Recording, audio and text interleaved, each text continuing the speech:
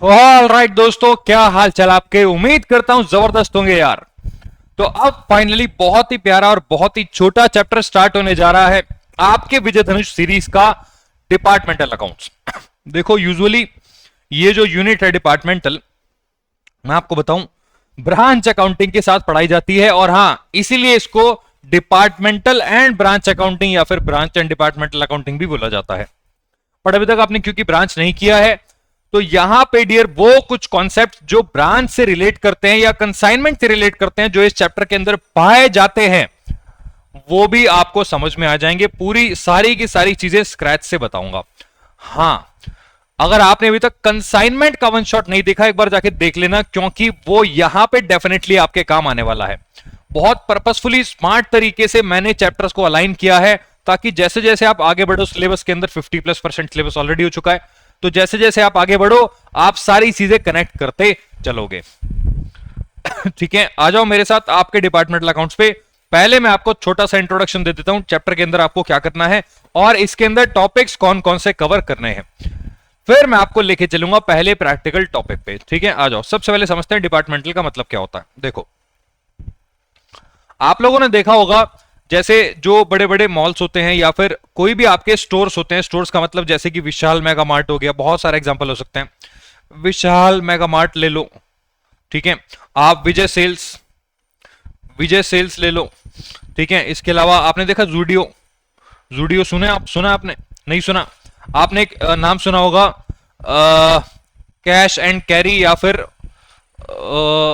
मतलब cash and carry उसका है आई थिंक, वो नाम नहीं याद आ रहा मुझे। बहुत बड़ी जो चेन है आपकी, जिसमें ऑलमोस्ट सब कुछ अवेलेबिलिटी होती है एक ही स्टोर के अंदर। ठीक है, तो बहुत सारे ऐसे स्टोर हो सकते हैं जिसमें डियर अलग अलग टाइप्स के डिपार्टमेंट वाइज सामान मिलता है। फॉर एग्जाम्पल, अगर आप विशाल मेगा मार्ट का एग्जाम्पल लोगे तो बेस्ट एग्जाम्पल होगा, मान लो इसमें 4 फ्लोर हैं, विशाल मेगा मार्ट की बिल्डिंग में 4 फ्लोर्स हैं। एक फ्लोर पे लेडीज गारमेंट्स, एक फ्लोर पे किड्स, उसमें किड्स के कपड़े खिलौने, एक फ्लोर पे घर की ग्रोसरी, ठीक है, एक फ्लोर पे आपका मेंस डिपार्टमेंट, एक फ्लोर पे आपका कुछ और बर्तन भांडे जो भी बचा।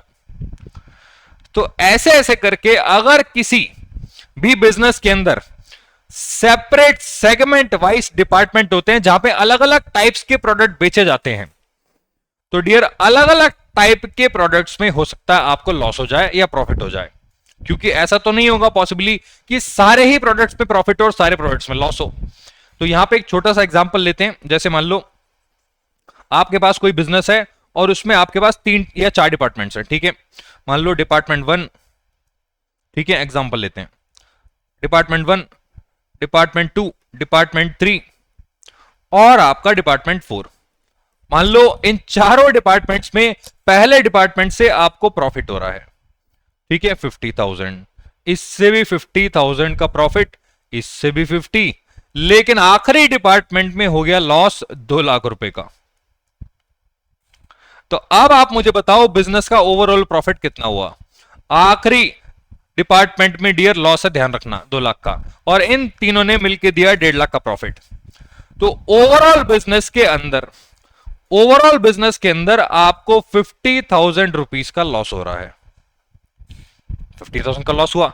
अब आपके दिमाग में क्वेश्चन आएगा कि यार या तो इस डिपार्टमेंट को बंद कर दिया जाए, ठीक है, या फिर बिजनेस को ऐसे ही चलते रहने दिया जाए। लेकिन डियर फाइनेंशियल अकाउंटिंग के अंदर हम डिपार्टमेंट वाइज प्रॉफिट नहीं निकालते। फाइनेंशियल अकाउंटिंग जो सब्जेक्ट है उसमें ओवरऑल बिजनेस का प्रॉफिट या लॉस निकाला जाता है प्रॉफिट एंड लॉस अकाउंट बना के। बट यहां पे बिजनेस को सही तरीके से चलाने के लिए, उसको करेक्ट वे में रन करने के लिए, ऑपरेशनल करने के लिए आपको चेक करना जरूरी है कि हर डिपार्टमेंट से आप कितना प्रॉफिट लॉस कमा रहे हो, कितनी एसेट्स और लायबिलिटी डिपार्टमेंट्स के पास हैं, और डिसीजन मेकिंग के पर्पज से हर डिपार्टमेंट का प्रॉफिट लॉस आपको पता होना चाहिए। इसी के लिए डियर तैयार की गई एक इंटरनल कंट्रोल की अकाउंटिंग, जिसको बोलते हैं डिपार्टमेंटल अकाउंट्स। तो यहां पे आपको 2 चीजें ध्यान रखनी है, एमसीक्यू में आती हैं ये 2 चीजें, एमसीक्यू में आएंगी। एक तो डिपार्टमेंटल अकाउंट्स कौन से टाइप की अकाउंटिंग पे चलता है? डियर ये चलता है रेस्पॉन्सिबिलिटी अकाउंटिंग पे, ध्यान रखना, रेस्पॉन्सिबिलिटी अकाउंटिंग। देखो बहुत सारे टाइप्स की अकाउंटिंग होती है, बट अभी वो आपको जानना जरूरी नहीं है। डिपार्टमेंटल अकाउंटिंग कौन से टाइप की अकाउंटिंग होती है? रेस्पॉन्सिबिलिटी अकाउंटिंग, और ये सिर्फ की जाती है इंटरनल कंट्रोल के लिए। किसके लिए? इंटरनल कंट्रोल के लिए। वैसे ये पूरी बात, छोटी सी बात बताने में रेगुलर क्लास के अंदर पूरा आधा घंटा मैं पी जाता हूं, लेकिन उसमें और ज्यादा डिटेल में मैं बताता हूं। बट यहां पे डियर आपको एग्जाम में पास होना है, इसके अलावा आपको कुछ भी जानना जरूरी नहीं है। इतनी सी बात है कि डिपार्टमेंट वाइज प्रॉफिट अकाउंट्स में नहीं निकलता, इसीलिए as per responsibility accounting it is the responsibility of the management कि वो इंटरनल कंट्रोल करने के लिए डिपार्टमेंटल अकाउंटिंग करे, ताकि हर डिपार्टमेंट का प्रॉफिट लॉस निकल आए और वो डिसीजन मेकिंग कर सके। इसी को बोलते हैं आपके डिपार्टमेंटल अकाउंट्स। ठीक है, अब आपके दिमाग में क्वेश्चन आएगा, सर हम डिपार्टमेंटल अकाउंटिंग में करते क्या है? डियर आ जाओ, लिखो मेरे साथ यहां पे लिखो, इन departmental accounting, in departmental accounting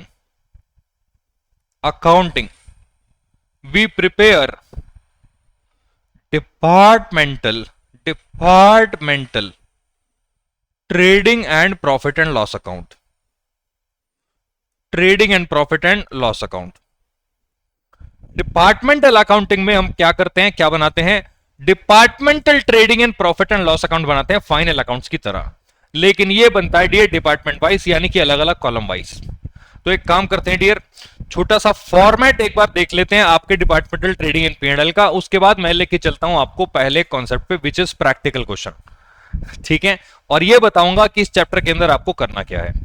आ जाओ, सबसे पहले फॉर्मेट देख लेते हैं डिपार्टमेंटल ट्रेडिंग एंड पीएनएल का। ठीक है, डिपार्टमेंटल ट्रेडिंग अकाउंट, या यहां लिख दो departmental trading and profit and loss account. देखो, आप जानते हो ट्रेडिंग पीएनएल का फॉर्मेट कैसा होता है, तो यहां पे सबसे पहले आ जाएगा पर्टिकुलर्स। मैं अजम्पशन लेके चल रहा हूं, यहां पे अजम्पशन लेके चल रहा हूं, अज्यूम मैं अजम्पशन लेके चल रहा हूं कि मेरे पास दो डिपार्टमेंट्स हैं। तो अगर दो डिपार्टमेंट्स होंगे तो कॉलम भी मेरे पास अमाउंट के दो कॉलम आ जाएंगे, एक डिपार्टमेंट 1 एक डिपार्टमेंट 2। ठीक है, एक डिपार्टमेंट 1 एक डिपार्टमेंट 2 का। ये आ गया डिपार्टमेंट 1, ये आ गया डिपार्टमेंट 2। पर्टिकुलर्स। ट्रेडिंग पीएनएल की फॉर्मेटिंग आप जानते हो कहां से स्टार्ट होती है? सबसे पहले आता है यहां पे ओपनिंग स्टॉक, उसके बाद आता है यहां पे परचेजेस आप जानते हो नेट होती हैं, उसके बाद यहां पे निकल के आते हैं आपके, मान लो आपको वेजेस दे रखी हैं, आपको दिया हुआ है मान लो कैरियज इनवर्ड, ये भी आपका डायरेक्ट एक्सपेंस होता है। क्रेडिट साइड में आ जाती है आपकी सेल्स, और उसके बाद आखिरी में क्लोजिंग स्टॉक। ठीक है, और यहां पे निकल के आता है आपका ग्रॉस प्रॉफिट। ठीक है, ग्रॉस प्रॉफिट, और यहां पे आपका ट्रेडिंग अकाउंट बंद हो जाता है डिपार्टमेंट का। इस ट्रेडिंग अकाउंट के बाद कंटिन्यूएशन में स्टार्ट होता है प्रॉफिट एंड लॉस अकाउंट। तो इसको हम पोस्ट कर देते हैं क्रेडिट साइड में, ये बातें आप ऑलरेडी जानते हो। यहां पे हम इसको पोस्ट कर देंगे बाय ग्रॉस प्रॉफिट। ठीक है, बाय ग्रॉस प्रॉफिट। और डेबिट साइड में जो भी आपके इनडायरेक्ट एक्सपेंसेस होते हैं, फॉर एग्जांपल मान लो एडमिनिस्ट्रेशन एक्सपेंस आपको दे रखे हैं, एडमिनिस्ट्रेशन एक्सपेंस। ठीक है, इसके अलावा आपके सेलिंग एक्सपेंस आपको दे दिए, और क्रेडिट साइड में कुछ इनकम्स आपको दे दी, अदर इनकम। तो ये जो आपके इनडायरेक्ट इनकम्स और एक्सपेंसेस होते हैं, ये आपके डिपार्टमेंटल पीएनएल अकाउंट में आ जाते हैं, और यहां निकल के आता है डियर नेट प्रॉफिट। सर अब तक तो हमें कुछ भी अजीब सा नहीं लग रहा, अब लगेगा डियर, अभी बताता हूं क्या इसमें क्या स्पेशल है। आप बोलोगे सर ये तो नॉर्मल सा ट्रेडिंग पीएनएल है, बस आपने डिपार्टमेंट वाइज बना दिया, अमाउंट 1 अमाउंट 2। डियर यहां रुक जाओ जरा, यहां रुक जाना। आपको पता है ये जो डिपार्टमेंटल ट्रेडिंग एंड पीएनएल है, इसमें दिखने में तो ये इजी है, लेकिन इसके अंदर जो ट्रीटमेंट होता है वो आपको पहले एडवांस में सीखना पड़ेगा, उसके बाद ही आप एक क्वेश्चन कर पाएंगे। ठीक है, मैं आपको बता देता हूं थोड़ा सा, मैं आपको बता देता हूं होता क्या है। यहां पे एक और अकाउंट बनता है जिसको बोलते हैं general profit and loss account. जिसको क्या बोलते हैं? General profit and loss account. इसका फॉर्मेट मैं सिर्फ बना के छोड़ रहा हूं, अभी मैं बनवा नहीं सकता आपको। उसका रीजन मैं आपको बताऊंगा बाद में। पहले आप मेरे साथ लिखो आपके चैप्टर का पहला practical topic, which is treatment of expenses and incomes.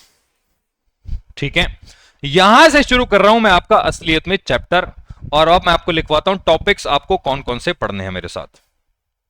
ठीक है, देखो topics, topics to be studied. Dear, पहला टॉपिक था कॉन्सेप्ट। कॉन्सेप्ट मैंने आपको बता दिया है, और पूरा जो कॉन्सेप्ट क्लियर होगा वो दूसरे कॉन्सेप्ट के बाद हो जाएगा। सर दूसरा कॉन्सेप्ट क्या है? दूसरा कॉन्सेप्ट है आपका treatment of expenses and incomes. Treatment of expenses and incomes. ठीक है, ये आपका कॉन्सेप्ट नंबर 2 रहेगा। कॉन्सेप्ट नंबर जो 3 रहने वाला है that is going to be IDT. Sir IDT तो इनडायरेक्ट टैक्स होता है लल्लू लाल। आईडीटी का मतलब होता है यहां पे इंटर डिपार्टमेंटल ट्रांसफर। सर ये क्या होता है बाद में बताऊंगा। Inter departmental transfer. ठीक है, कॉन्सेप्ट नंबर 4 जो आप यहां पे पढ़ने वाले हो that is going to be calculation of, लिखो यहां पे, that is going to be calculation of closing stock of goods manufactured.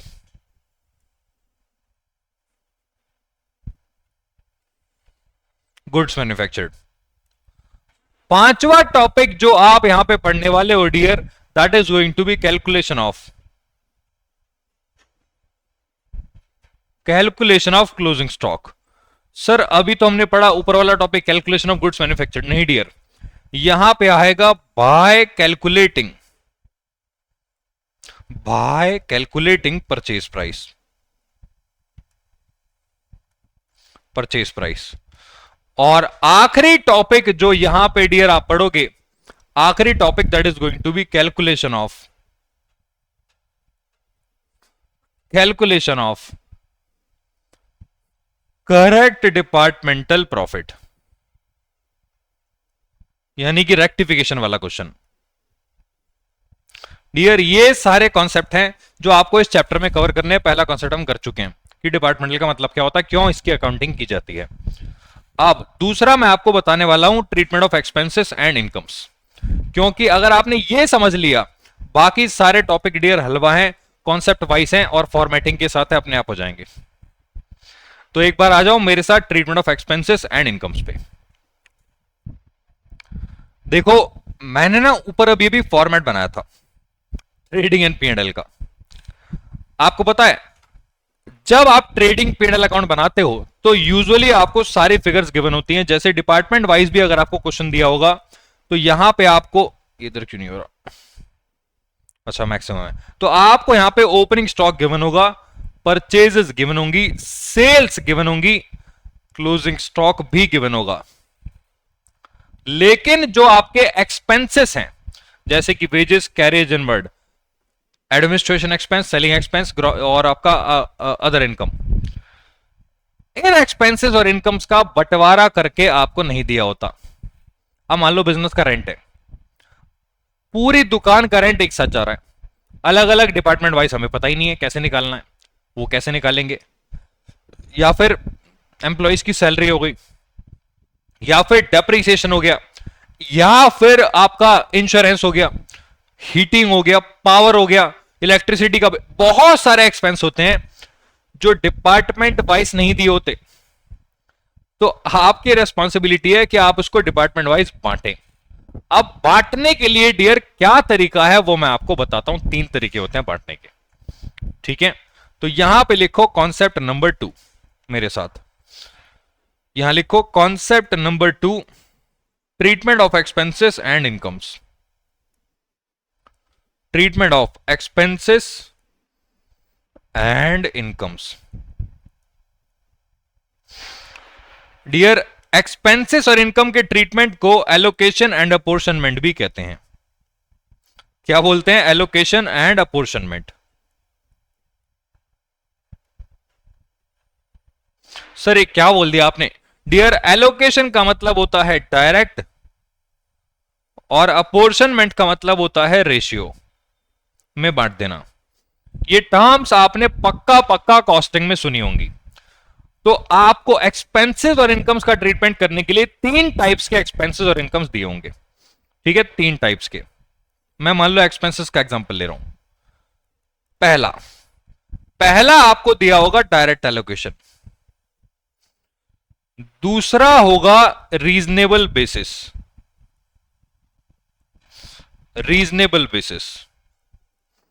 और डियर तीसरा होगा अनएलोकेटेड एंड अनअपोर्शन्ड।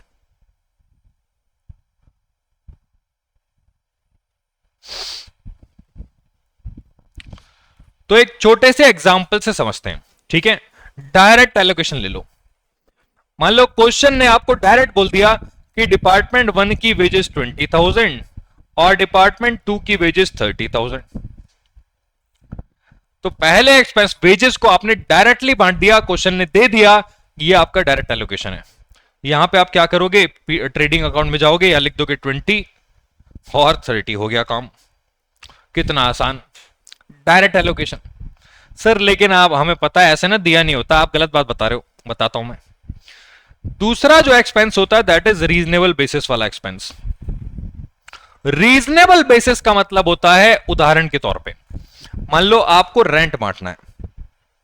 ठीक है, 50,000 रुपीज का रेंट है। अब 2 डिपार्टमेंट हैं, डिपार्टमेंट 1, डिपार्टमेंट 2। डिपार्टमेंट 1 छोटा है, डिपार्टमेंट 2 बड़ा है। क्वेश्चन आपसे कह रहा है कि इन दोनों का जो फ्लोर एरिया है, वो मान लो 100 एकड़ में फैला हुआ है, 100 एकर्स। उसमें से 20 एकड़ डिपार्टमेंट 1 में है और 80 एकड़ डिपार्टमेंट 2 में है। आपको रेंट बांटने के लिए एक रीजनेबल बेसिस दे दिया गया, कॉमन सेंस दे दिया गया कि अगर इन दोनों का एरिया इतना इतना है तो इस एरिया में रेंट को बांट दो। बस इसी को बोलते हैं रीजनेबल बेसिस वाले एक्सपेंसेस। ठीक है, तो डायरेक्ट एलोकेशन तो हो जाएगी, बट ये रीजनेबल बेसिस कैसे निकालना है, इसके कुछ कॉमन फैक्टर्स मैं आपको दे देता हूं, ताकि जब क्वेश्चन करेंगे तो आपको समझ में आएगा कि मैं आपको क्या कहना चाहता था। ठीक है, तो यहां पे ना मेरे साथ रीजनेबल बेसिस वाले कुछ कॉमन एक्सपेंसेस होते हैं, मैं आपको लिख के यहां पे दे देता हूं। Common expenses and incomes. एक काम करते हैं, आपका टाइम बचाते हैं डियर, मैं एक्सप्लेन कर दूंगा, आप उसको लिख लेना वीडियो पॉज करके। यस, तो यहां पे आ जाओ मेरे साथ आपके एलोकेशन ऑफ एक्सपेंसेस पे।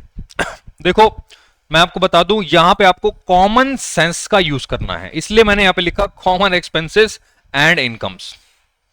मान लो आपको सेलिंग एक्सपेंस दे रखे हैं। सेलिंग एक्सपेंस का मतलब आप जानते हो, जो बेचने से रिलेटेड होते हैं, जो सेल्स के ऊपर किए जाते हैं, माल बेचने के ऊपर। जैसे कि बैड डेट्स हो गए, भाई आपने किसी को माल बेचा, डेटर्स पैसा लेके भाग गए। सेल्समैन की कमीशन हो गया, उसकी सैलरी हो गई, डिस्काउंट अलाउ कर दिया डेटर को। कैरियज आउटवर्ड, आपने भाड़ा पे किया माल को डिलीवर करने का, delivery charges, advertisement expenses etcetera. ये सारे एक्सपेंसेस सेल्स से रिलेटेड होते हैं। तो इनको कैसे बांटा जाएगा? डिपार्टमेंट की सेल्स के रेशियो में। ठीक है, डिपार्टमेंट की जो भी सेल्स होगी, फॉर एग्जांपल मान लो कोई बैड डेट्स हो गए आपके 10,000 के, और डिपार्टमेंट वाइज सेल्स आपको दे रखी है, डिपार्टमेंट 1 की 10 लाख, इसकी दे रखी है मान लो आपको 30 लाख 2 की। तो यहां पे रेशियो आ रहा है 1:3। इसको बांट दोगे आप 1/4 करके और 3/4 करके। ठीक है, तो आपको क्या करना है, रीजनेबल बेसिस वाला रेशियो निकाल लेना है, उसी रेशियो में इन एक्सपेंसेस को आपको बांटना है। ठीक है, अब आ जाओ अगले आइटम पे, विच इज आपका परचेज से रिलेटेड एक्सपेंसेस। यहां पे कुछ इनकम भी होती है डियर, जैसे डिस्काउंट रिसीव्ड और कैरियज इनवर्ड, माल को मंगाते टाइम आपने एक भाड़ा दिया। तो इनको बांटा जाएगा परचेज के रेशियो में। डिस्काउंट रिसीव्ड आप जानते हो पीएनएल के क्रेडिट साइड में रिकॉर्ड होता है, ठीक है। तो ये आपके परचेज रिलेटेड है, तो परचेज के रेशियो में बढ़ जाएंगे। अगला आइटम है depreciation, insurance, repairs and maintenance. Dear, ये वो एक्सपेंसेस हैं जो आपकी एसेट्स के ऊपर होते हैं। जैसे डेप्रिसिएशन एसेट पे लगता है, इंश्योरेंस एसेट का कराया जाता है, रिपेयर्स भी एसेट में होता है, मेंटेनेंस भी एसेट का होता है। तो यहां पे इन एक्सपेंसेस को बांट दिया जाएगा आपकी फिक्स्ड एसेट्स की वैल्यू के बेस पे। ये आपको हमेशा गिवन होगी आपके क्वेश्चन के अंदर, ठीक है। यस, इसके बाद आएगा आपका rent, rates, insurance and heating, ठीक है। डियर, रेंट, रेट्स, इंश्योरेंस और हीटिंग, यहां पे इंश्योरेंस का मतलब एरिया वाले इंश्योरेंस से है, मतलब जो जगह का इंश्योरेंस आपने करवा रखा है, ये बात ध्यान रखना। और हीटिंग भी। इन चारों केसेस में होता क्या है, जो एक्सपेंसेस बांटा जाता है दैट इज आपकी एसेट्स की फिक्स वैल्यू, ठीक है। तो एसेट्स की जो वैल्यू होती है, बुक वैल्यू, उसके बेस पे इन एक्सपेंसेस को बांट दिया जाएगा। बाकी प्रैक्टिस क्वेश्चन में हम करेंगे अभी, तो उसके अंदर आपको समझ में आ जाएगा, ठीक है। इसके बाद पावर जो होती है, पावर, जैसे पावर का एक्सपेंस आपको दिया हुआ है, उसको आपको बांटना है हॉर्स पावर के बेस पे या फिर एचपी इंटू आवर्स वर्क। ये आपको क्वेश्चन में अगेन हमेशा गिवन होगा, ठीक है। कुछ और भी एक्सपेंस होते हैं जिनका रीजनेबल बेसिस गिवन होता है, जैसे कि सैलरीज, तो ये हमेशा गिवन रहेंगी, तो इसको आपको नंबर ऑफ एम्प्लॉइज पे बांटना है। ये थे आपके रीजनेबल बेसिस के एक्सपेंसेस। अब डियर, कुछ एक्सपेंसेस होते हैं जिनको आप नहीं बांट सकते, ठीक है। मैं एक बार दिखा देता हूं ट्रेडिंग पीएनएल में। देखो, यहां पे मान लो आपने सारे डायरेक्ट एक्सपेंस बांट दिए, निकला है आपका ग्रॉस प्रॉफिट डिपार्टमेंट वाइज, उसको आपने ट्रांसफर किया यहां पे, बाकी एक्सपेंसेस को बांटा, और यहां पे आपने डाल दिया अदर इनकम, यहां पे आपने डाल दिया अदर इनकम, ठीक है, और आगे आपका नेट प्रॉफिट। लेकिन कुछ चंद एक्सपेंसेस ऐसे रह गए अभी भी जो आपने अभी तक नहीं बांटे। जो एक्सपेंसेस नहीं बांटे जा सकते डिपार्टमेंट वाइज, उनको ट्रांसफर कर दिया जाता है जनरल प्रॉफिट एंड लॉस में। तो डियर, यहां पे सबसे पहले क्या किया जाएगा, डिपार्टमेंटल पीएनएल से प्रॉफिट उठाया जाएगा by departmental profit and loss. आपके net profit 1 plus net profit 2, मतलब डिपार्टमेंट 1 का प्रॉफिट प्लस 2 का प्रॉफिट, उसको यहां पे प्लस कर दिया जाएगा जनरल प्रॉफिट एंड लॉस में। और इसके बाद जो एक्सपेंस आप नहीं बांट पाए थे, उसको हम डेबिट कर देंगे जनरल पीएनएल अकाउंट में, जैसे कि बैंक चार्जेस या फिर general expenses. Sir, bank charges बांटा नहीं जा सकता लोन वगैरह के बेस पे? नहीं डियर, जो आपके फाइनेंशियल चार्जेस होते हैं ना, फाइनेंशियल चार्जेस या फिर जनरल चार्जेस, जो साधारण होते हैं, जनरल होते हैं, मिसलेनियस होते हैं, उनको बांटा नहीं जा सकता, पॉसिबल ही नहीं है। आप कैसे बांटोगे बैंक के चार्जेस को? आपने पूरे दुकान के लिए लोन लिया था, जनरल एक्सपेंस सबका पे किया था, पता ही नहीं है बेसिस क्या है। तो बेसिस ही नहीं है तो आपको इसको बांटना नहीं है, आपको इसको जनरल पीएनएल में ले जाना है। यहां से आप उठाएंगे प्रॉफिट और डेबिट साइड में डाल देंगे वो चार्जेस जो बांटे नहीं जा सकते। अब यहां पे डियर डेबिट करने के बाद निकल आएगा आपका एक्चुअल नेट प्रॉफिट। तो एक्चुअल नेट प्रॉफिट जब आएगा तो आप यहां पे डियर डेबिट साइड में लिख देंगे to net profit transfer to capital account. इसको एक्चुअली में कैपिटल में ट्रांसफर कर दिया जाएगा और यहां पे खत्म हो जाएगा आपका डिपार्टमेंटल ट्रेडिंग एंड पीएनएल और general profit and loss account, ठीक है। ये था आपका डिपार्टमेंटल ट्रेडिंग पीएनएल और जनरल पीएनएल अकाउंट। फिर से बता रहा हूं, सबसे पहले ट्रेडिंग अकाउंट बनेगा नॉर्मल बेसिस पे, जो भी आपको गिवन हो वो पुट कर दो, और जो एक्सपेंसेस नहीं बांटे गए उसको रीजनेबल बेसिस पे बांट दो, ठीक है। और उसके बाद डियर जो एक्सपेंस नहीं बट पाए उसको जनरल पीएनएल में डाल दो, यानी कि यहां से नेट प्रॉफिट उठाएंगे क्रेडिट साइड में और डेबिट साइड में लिख देंगे टू आपके वो चार्जेस जो बांटे नहीं जा सकते। नीचे मैंने आपको एक नोट के थ्रू भी लिखवाया है, ये देखो। फाइनेंशियल नेचर या फिर जनरल एक्सपेंसेस के जो चार्जेस होते हैं वो आपके जनरल पीएनएल अकाउंट में शो होंगे। For example bank charges, interest on loan, debentures, general expense, MD का रेम्युनरेशन, ये सारे वो एक्सपेंस है जो बांटे नहीं जा सकते। अब मैं आपको लेके चलता हूं एक प्रैक्टिकल क्वेश्चन पे डियर, आ जाओ मेरे साथ मॉड्यूल पे। मॉड्यूल निकाल लो अपना, मेरी बुक का भी फर्स्ट क्वेश्चन सेम ही है, तो यहां पे मेरे साथ मॉड्यूल निकाल लो। देखते हैं आपको यहां पे क्या दिया हुआ है डियर।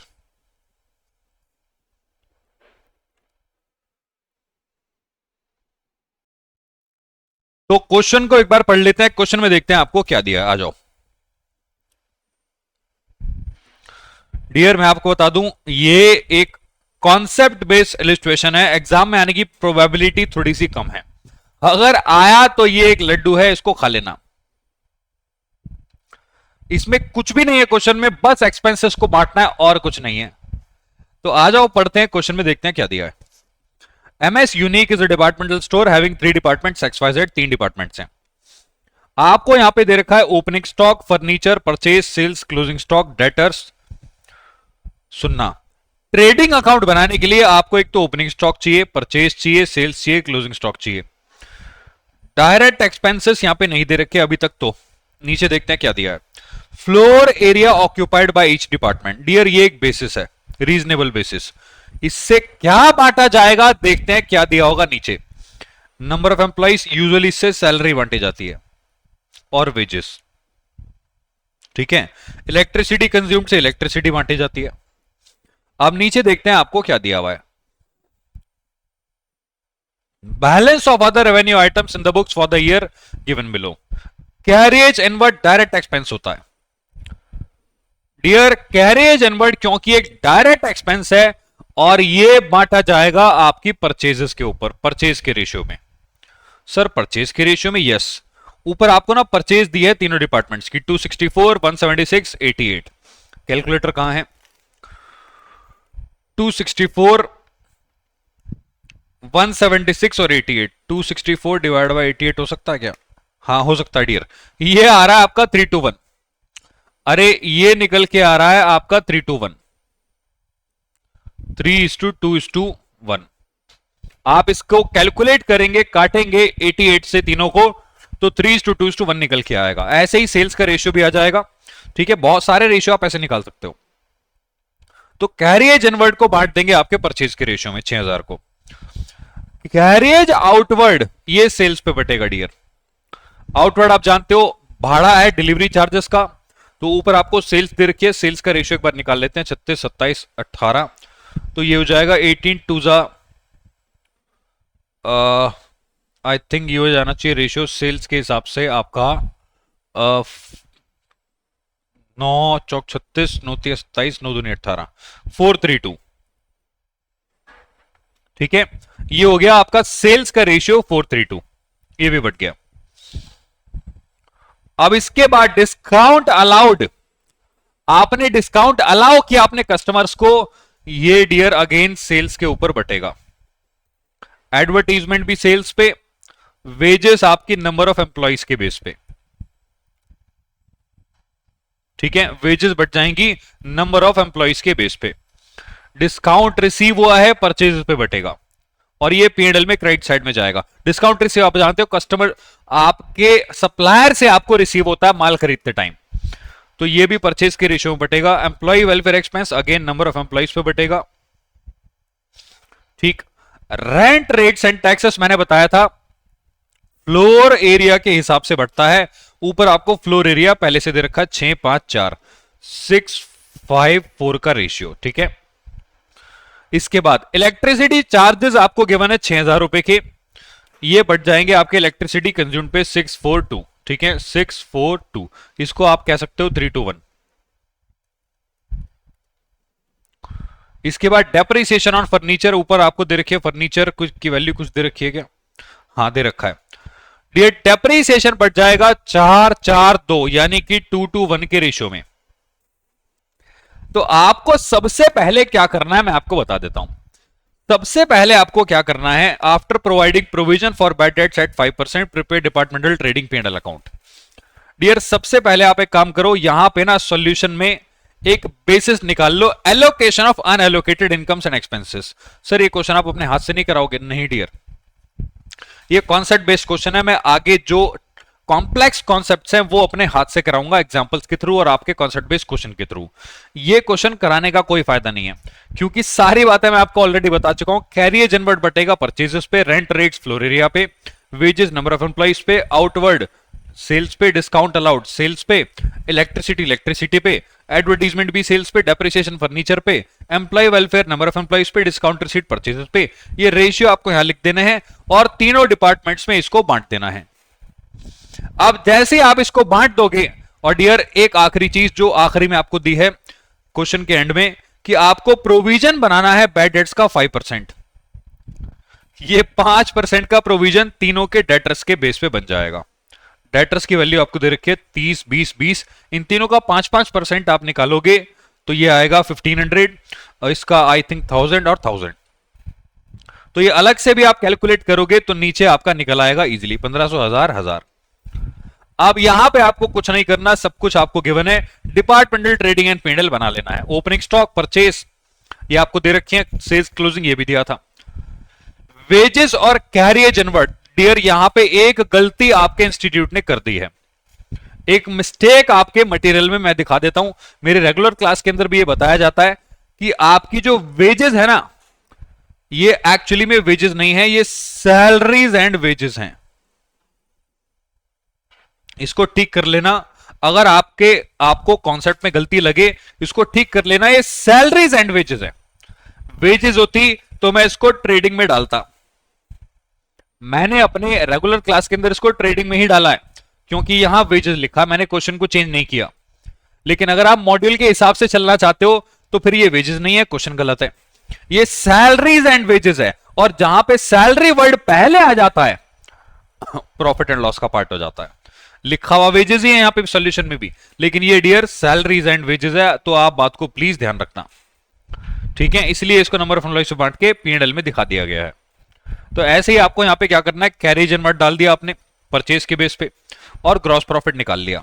तीनों का ग्रॉस प्रॉफिट यहां पे आपने कॉपी किया और जो भी आपके एक्सपेंसेस थे उन सबको आपने डिस्ट्रीब्यूट करके यहां पे दिखा दिया। डिस्काउंट रिसीव्ड आ गया, ठीक है।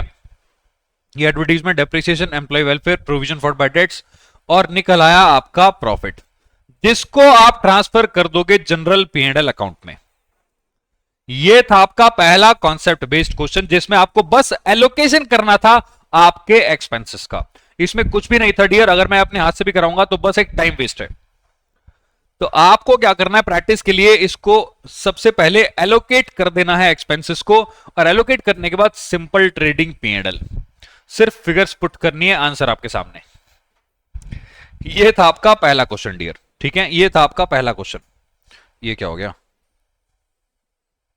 हाँ, तो ये था आपका first question, concept based question. अब मैं आपको लेके चलता हूं डियर अगले कॉन्सेप्ट बेस्ड क्वेश्चन पे। सॉरी, कॉन्सेप्ट बेस्ड क्वेश्चन नहीं, एक्चुअली में अगले कॉन्सेप्ट पे मैं आपको लेके जाना चाहता हूं, यानी कि नेक्स्ट कॉन्सेप्ट इज आईडीटी। तो मेरे साथ यहां पे लिखो, आपका ये प्रैक्टिकल क्वेश्चन पहला हो गया आपका, इलस्ट्रेशन 14, ठीक है। अब आ जाओ अगले कॉन्सेप्ट पे, कॉन्सेप्ट नंबर 3। कॉन्सेप्ट नंबर 3 है आपका inter departmental transfer. Inter departmental transfers, इसमें मैं बताता हूं डियर होता क्या। देखो, यूजुअली एक छोटे से एग्जांपल से समझते हैं। मान लो जैसे एक डिपार्टमेंट है, डिपार्टमेंट 1, इसने क्या किया, डिपार्टमेंट 2 को माल बेचा या ट्रांसफर किया, आप कह सकते हो, ठीक है, ट्रांसफर। यहां पे जिस डिपार्टमेंट ने माल ट्रांसफर किया इसके लिए ये सेल मानी जाएगी, और डियर डिपार्टमेंट जिसको ट्रांसफर हुआ उसके लिए परचेज मानी जाएगी। सर ऐसा क्यों, अभी बताऊंगा आगे। इसने फिर माल ट्रांसफर किया डिपार्टमेंट 3 को, डिपार्टमेंट 3 को, जो डिपार्टमेंट 2 का ट्रांसफर था डिपार्टमेंट 3 को, वो डिपार्टमेंट 2 के लिए सेल मानी जाएगी और डिपार्टमेंट 3 के लिए वो परचेज हो जाएगी। अब डिपार्टमेंट 3 मान लेते हैं अल्टीमेटली कस्टमर्स को माल बेच रहा है, ठीक है, कस्टमर्स को माल बेच रहा है। अब आपको यहां पे कॉन्सेप्ट को समझना है, which is inter departmental transfer, यानी कि आपस में जब माल ट्रांसफर होता है तो क्या होता है। ये आपस में माल ट्रांसफर, आपको एक चीज ध्यान रखनी है, usually usually dependent dependent departments में होता है। सर ये डिपेंडेंट डिपार्टमेंट्स क्या होते हैं, बताता हूं डियर। डिपार्टमेंट्स यूजुअली दो टाइप्स के होते हैं। एक होता है इंडिपेंडेंट डिपार्टमेंट्स और एक होता है dependent departments. Dear, independent departments वो डिपार्टमेंट्स होते हैं जिनमें यूजुअली आपस में कोई लेन देन नहीं होता, यानी कि वो अपने आप में सक्षम होते हैं पेमेंट काटने की, पेमेंट लेने के, खुद कैश फ्लो जनरेट करने के और खुद कस्टमर्स को माल बेचने में। ठीक है, तो इसमें यूजुअली नो आईडीटी। लेकिन डिपेंडेंट डिपार्टमेंट में यूजुअली क्या होता है, इंटर डिपार्टमेंटल ट्रांसफर होते रहते हैं। और ये वो डिपार्टमेंट्स होते हैं जो ज्यादातर मैन्युफैक्चरिंग होते हैं। मैन्युफैक्चरिंग का मतलब जो माल बना के बेचते हैं। जैसे कि मान लो आपकी कोई कार बन रही है, अब कार में डियर पहले बॉडी तैयार होगी, आर्किटेक्चर होगा, पेंट होगा, ठीक है, टायर लगेंगे, उसके बाद असेंबली होगी और बहुत सारे डिपार्टमेंट्स होंगे। तो एक डिपार्टमेंट से दूसरे डिपार्टमेंट में ट्रांसफर ट्रांसफर ट्रांसफर होता रहेगा। एक का इनपुट दूसरे का आउटपुट, एक का इनपुट दूसरे का आउटपुट, एक का इनपुट दूसरे का आउटपुट, ये यहां पे चलता रहता है। अब आपको बात को यह समझना है कि जो डिपार्टमेंट 3 है, ऊपर वाले एग्जांपल के थ्रू, जब ये कस्टमर को माल बेचेगा तो प्रॉफिट कमा लेगा। लेकिन इस बेचारे डिपार्टमेंट और इस बेचारे डिपार्टमेंट को प्रॉफिट कब होगा, ये तभी होगा जब डिपार्टमेंट 3 अल्टीमेटली माल बेच देगा, जो कि बहुत बाद में बेचेगा। तो यहां पे डियर नॉर्मली क्या होता है, डिपार्टमेंट 1 जो डिपार्टमेंट 2 को माल बेचता है ना, बेचता नहीं है, वो बेच देता है। सर क्या बोल दिया आपने, कंफ्यूज कर दिया।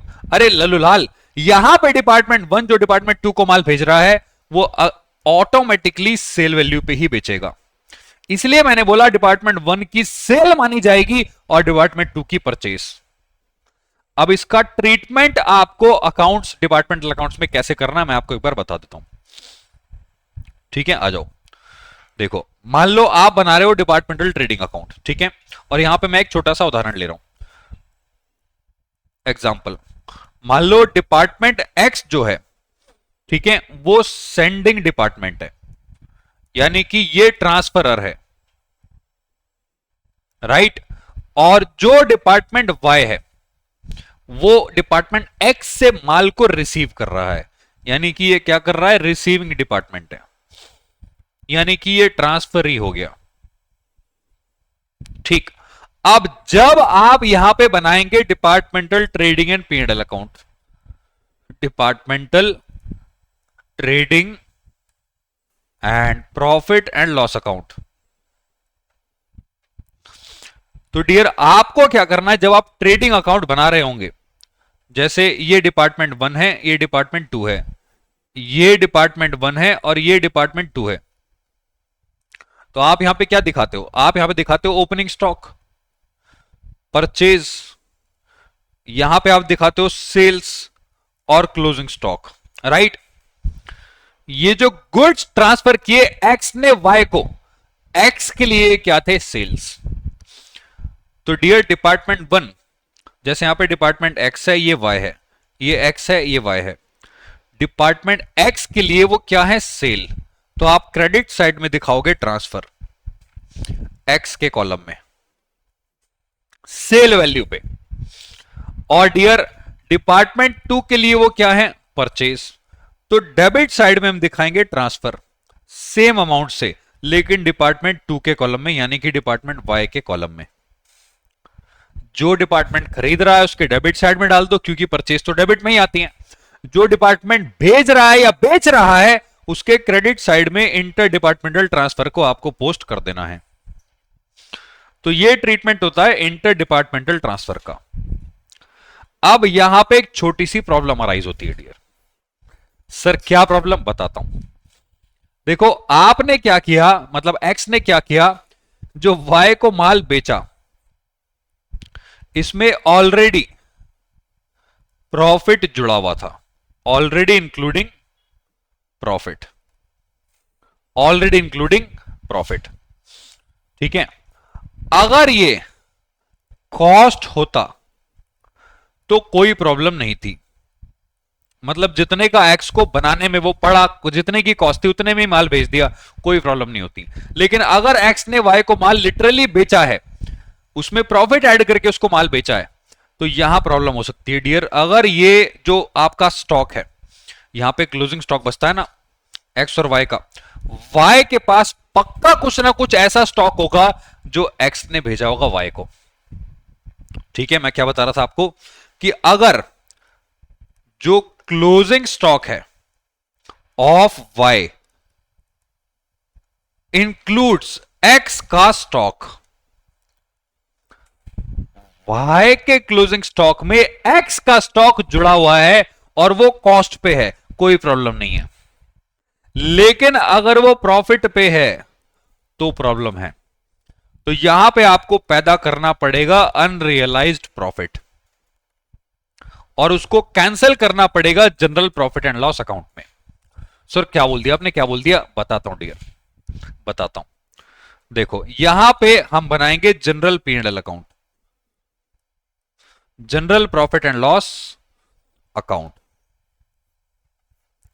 आपको याद होगा कंसाइनमेंट अकाउंट में भी हम इसको करते थे, जब आप कंसाइनमेंट अकाउंट बनाते थे इनवॉइस प्राइस पे। तो अगर क्रेडिट साइड में क्लोजिंग स्टॉक के अंदर लोडिंग जुड़ी हुई होती थी, तो उसका अनरियलाइज प्रॉफिट आप डेबिट साइड में लिख देते थे स्टॉक रिजर्व के नाम से। डियर यहां पे भी आपको यही करना है। अगर वाई के अंदर जो स्टॉक है उसमें एक्स का कुछ हिस्सा है और एक्स के हिस्से का प्रॉफिट उसमें जुड़ा हुआ है, तो आप क्या करोगे, उसकी लोडिंग को कैंसिल करोगे, लेकिन डिपार्टमेंटल ट्रेडिंग P&L में नहीं, उसकी लोडिंग को कैंसिल किया जाएगा general profit and loss account में करेक्ट प्रॉफिट निकालने के लिए। क्योंकि वो स्टॉक अभी बिका नहीं है, तो वो प्रॉफिट रियलाइज कैसे हो गया, नहीं हुआ, अनरियलाइज्ड है। जो स्टॉक बिका नहीं उससे प्रॉफिट रियलाइज हुआ नहीं, तो वो प्रॉफिट है अनरियलाइज प्रॉफिट, जो कि रॉन्ग है। तो यहां पे हम एक प्रोविजन बना देंगे टू प्रोविजन फॉर, क्या बना देंगे, to provision for unrealised profit, unrealised profit. ठीक है, on closing stock. Same way में अगर ओपनिंग स्टॉक के अंदर भी कुछ जुड़ा हुआ है, तो वो आपके क्रेडिट साइड में आ जाएगा by provision for unrealised profit. Unrealised profit ये आपका ओपनिंग स्टॉक पे, ऑन ओपनिंग स्टॉक। ठीक है, ये था आपका ट्रीटमेंट इंटर डिपार्टमेंटल ट्रांसफर्स का। अब डियर प्रैक्टिकल इसकी कैलकुलेशन कैसे होती है और उसका ट्रीटमेंट क्या होता है, वो मैं आपको बताता हूं क्वेश्चन नंबर 2 के माध्यम से, यानी कि इलस्ट्रेशन 15। तो अब आ जाओ मेरे साथ इलस्ट्रेशन 15 पे। ठीक है, ये सारी बातें लिख लेना और फिर आपका प्रैक्टिकल क्वेश्चन पे मेरे साथ आ जाओ, जंप करो, आ जाओ क्वेश्चन नंबर 15 यानी कि इलस्ट्रेशन आपका 15।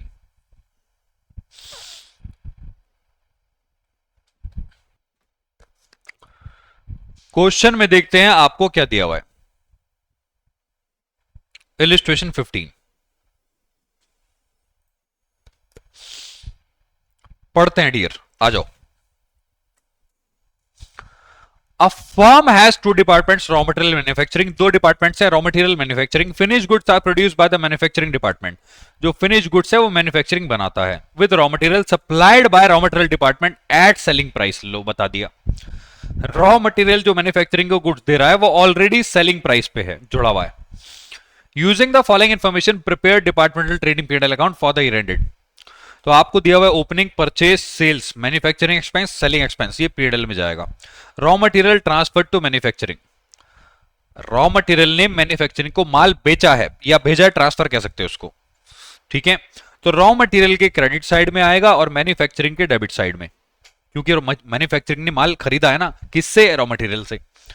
क्लोजिंग स्टॉक दे रखा है, बहुत सिंपल क्वेश्चन है डियर। पहले एक काम करते हैं, आपका ट्रेडिंग P&L ना बना लेते हैं एक बार डायरेक्टली। आ जाओ मेरे साथ ट्रेडिंग P&L पे, मैं यहां पे कलर चेंज कर दूं बस इसका, देखो आ जाओ, लिखो यहां पे क्या नाम है, कुछ भी नाम नहीं है, तो यहां लिखो departmental trading and P&L account. Departmental trading and profit and loss account. ठीक है, दो डिपार्टमेंट्स हैं, एक है आपका रॉ मटेरियल, एक है आपका मैन्युफैक्चरिंग। ठीक है,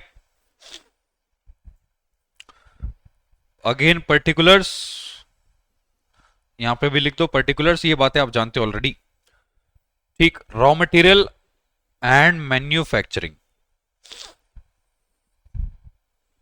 यस, सबसे पहले आएगा ओपनिंग स्टॉक, देखते हैं कितना दे रखा है, 1,20,000 और 20। उसके बाद परचेज, मैन्युफैक्चरिंग एक्सपेंसेस, इधर आपकी सेल्स, क्लोजिंग स्टॉक, देखते हैं कितना कितना है, परचेज 8 लाख और 6,000। सर ये मैन्युफैक्चरिंग की परचेज इतनी कम क्यों है? क्योंकि वो सारा माल रॉ मटेरियल वाले डिपार्टमेंट से लेता है ट्रांसफर के तौर पे। ठीक है, मैन्युफैक्चरिंग एक्सपेंस डाल दो, कितना दे रखा है, 24,000 रुपए, जो कि सिर्फ मैन्युफैक्चरिंग का खर्चा है। ठीक है, इसके बाद सेलिंग एक्सपेंस P&L में जाएगा, और raw material transfer to manufacturing department, ये आएगा डियर ट्रांसफर। देखो यहां पे हम क्या लिखेंगे, आपका ट्रांसफर, यहां पे लिख दो टी से ट्रांसफर। सर हम टू ट्रांसफर लिख सकते हैं? यस, वैसे टू बाय लगाना कंपलसरी नहीं होता, बट आप डायरेक्टली भी लिख सकते हो ट्रांसफर। रॉ मटेरियल ने मैन्युफैक्चरिंग को 1,20 का माल सप्लाई किया, तो मैन्युफैक्चरिंग में डाल दो परचेज डेबिट साइड में, और यहां डाल दो रॉ मटेरियल के कॉलम में सेल्स 1,20 की। रॉ मटेरियल की सेल मानी जाएगी, इसलिए राइट साइड में लिख रहा हूं, और मैन्युफैक्चरिंग की परचेज इसलिए डेबिट साइड में लिख रहा हूं। ठीक है, यस सर। आगे सेल्स दे रखी है 880 और 180 की, सेल्स डाल दो डियर 880 और 180। ठीक है, क्लोजिंग स्टॉक जो है वो आपको दे रखा है 80 और 24 का, 80 एंड 24, 24 राइट, 80 एंड 24 सिंपल है। ठीक है, अब यहां पे आपका खत्म हो चुका है ट्रेडिंग अकाउंट। ठीक है, बहुत सिंपल है, यहां पे डियर बंद कर देंगे आपका ट्रेडिंग अकाउंट, बंद कर दो। लो निकाल लेते हैं ग्रॉस प्रॉफिट कितना आ रहा है, 880 प्लस 80 प्लस 120, टोटल आ रहा है 10,80,000। ठीक है, 10,80,000, इसमें से माइनस कर दो 120 और 8 लाख, तो ग्रॉस प्रॉफिट आ गया डिपार्टमेंट 1 का, टू ग्रॉस प्रॉफिट 1,60,000। ठीक है, 1,60,000। दूसरे डिपार्टमेंट का निकाल लो, 34 आएगा। ठीक है, आप यहां पे 2,04,000 में से माइनस करोगे 26 और 24 और 120, तो निकल आएगा 34,000 का प्रॉफिट। ठीक है, टोटल आ रहा है आपका 2,04,000।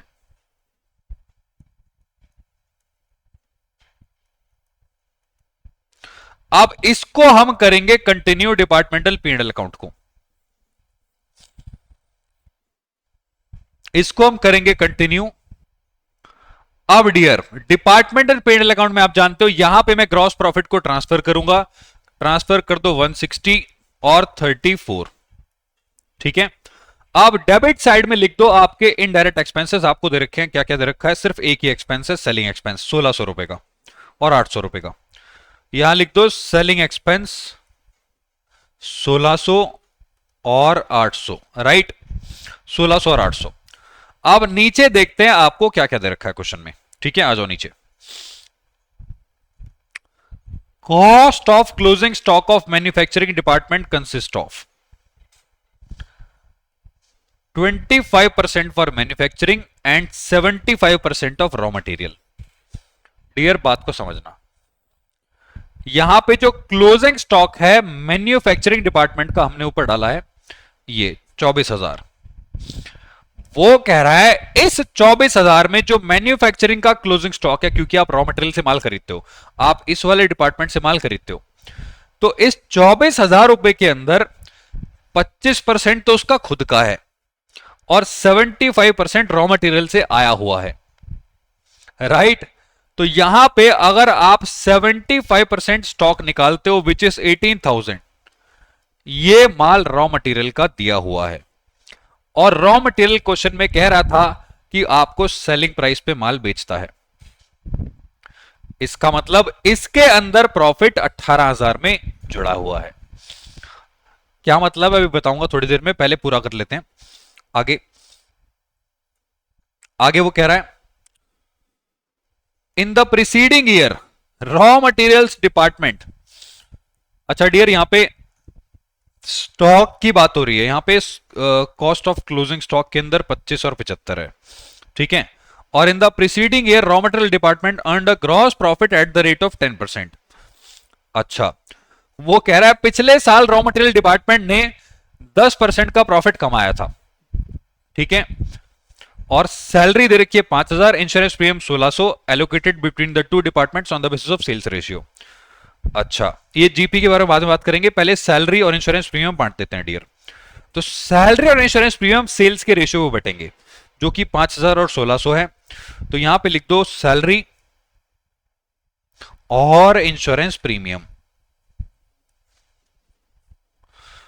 डियर, सेल्स का रेशियो 880 और 180, 880 और 180, यानी कि ये हो गया आपका ये निकल के आ रहा है डियर, इसको काटेंगे तो 44:9, ठीक है। 44:9 के रेशियो में आप बांट दो 1,600 रुपए को और 5,000 को। मैं यहां पे बांट के नहीं दिखा सकता, कैलकुलेटर पे अपने आप कर लेना इसको, ठीक है। मैं करके दिखा देता हूं एक बार। सैलरी आपकी 5,000 है ना, इंटू 44 डिवाइडेड बाय 53, ठीक है।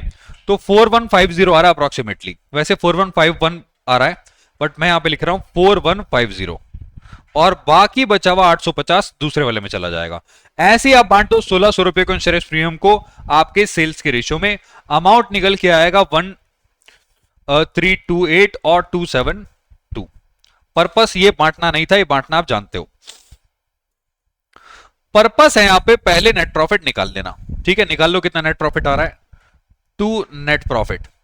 इसको हम ट्रांसफर कर देंगे, transfer to general P&L account. इसको हम ट्रांसफर कर देंगे general profit and loss account के अंदर, ठीक है। डाल दो, देखते हैं कितना आ रहा है। ये आ रहा है, एक बार 160 में से माइनस कर दो, कितना बचेगा, -1,600 माइनस 4150 माइनस 1328, तो ये आ गया 152,922। दूसरे वाले का निकाल लो, 34,000 माइनस 800 माइनस 850 माइनस 272, तो ये आ गया 32,078, ठीक है। 32,078 टोटल आप कर देंगे 160 और 34,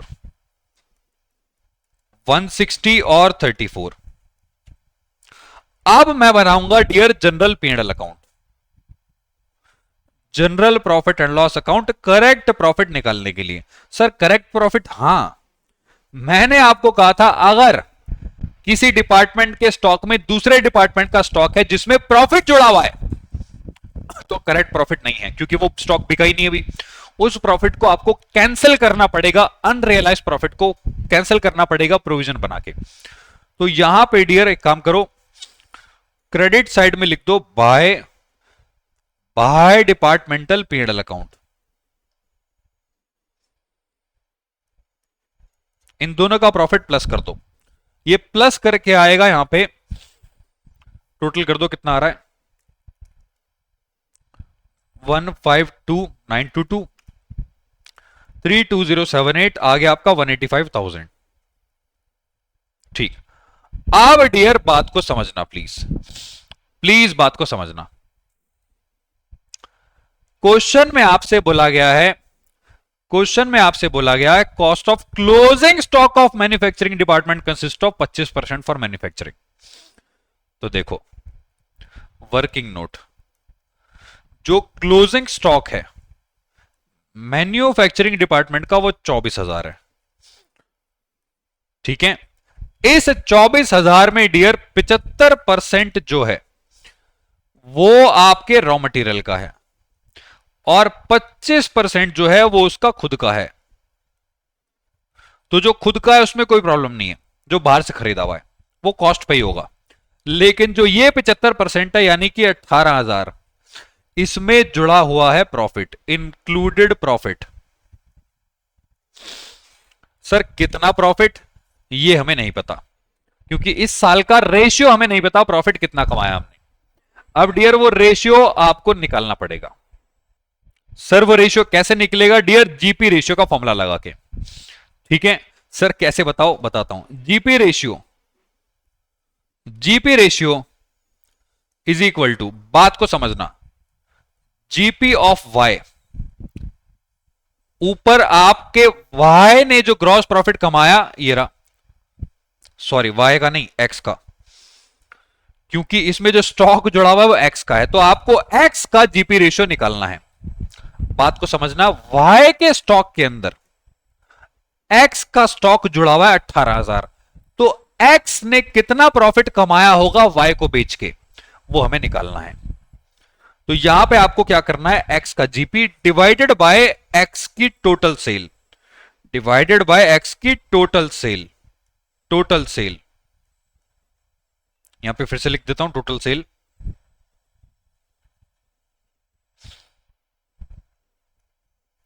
इंक्लूडिंग ट्रांसफर। एक्स ने बाहर भी बेचा है, जो डिपार्टमेंट आपका वो है क्या बोलते हैं रॉ मटेरियल, उसने मैन्युफैक्चरिंग को भी बेचा और बाहर भी बेचा होगा सेल्स। तो यहां पे डियर जो डिपार्टमेंट रॉ मटेरियल ने मैन्युफैक्चरिंग को माल बेचा वो भी तो सेल ही है। तो यहां पे GP of x divide by total sale including transfer into में 100। अब मुझे ये बताओ एक्स का जीपी कितना था। सर एक्स का ग्रॉस प्रॉफिट था 160 जीपी, और डियर एक्स की जो सेल थी, सेल में सेल भी आएगी और ट्रांसफर भी आएगा। सर ट्रांसफर क्यों आएगा, वो भी सेल है। अरे वो भी सेल है, आपने प्रॉफिट पे माल बेचा है आपके डिपार्टमेंट को, दूसरे डिपार्टमेंट को, तो 880 और 120, ये 10 लाख हो गया। 160 divide by 10 lakh into में 100, 16% आ गया। ये करेंट ईयर का ग्रॉस प्रॉफिट रेशियो आपने निकाल लिया। तो इसमें जो 18,000 का माल एक्स का है, इसका 16% उसमें जुड़ा हुआ होगा, तो इसका 16% निकाल लो, 2880 आएगा। डियर ये जो 2880 है ये आपके क्लोजिंग स्टॉक का रिजर्व है। ठीक है, तो ये क्लोजिंग स्टॉक की लोडिंग को कैंसिल करेंगे डेबिट साइड में। देखो आपने यहां पे क्रेडिट साइड में लिखा 24, इस 24 में 18,000 भी है जो एक्स का है, इस 18,000 में 2880 का प्रॉफिट जुड़ा हुआ है, जो कि गलत है, आपने अभी कमाया नहीं है। जो स्टॉक बिका नहीं उसमें से प्रॉफिट कैसे कमा लिया, तो इस प्रॉफिट को आप कैंसिल करोगे जनरल पीएनएल में डेबिट साइड में, यहां पे लिख दो to provision for unrealised profit, या फिर आप इसको लिख सकते हो स्टॉक रिजर्व, स्टॉक रिजर्व, और ब्रैकेट में लिख दो क्लोजिंग 2880।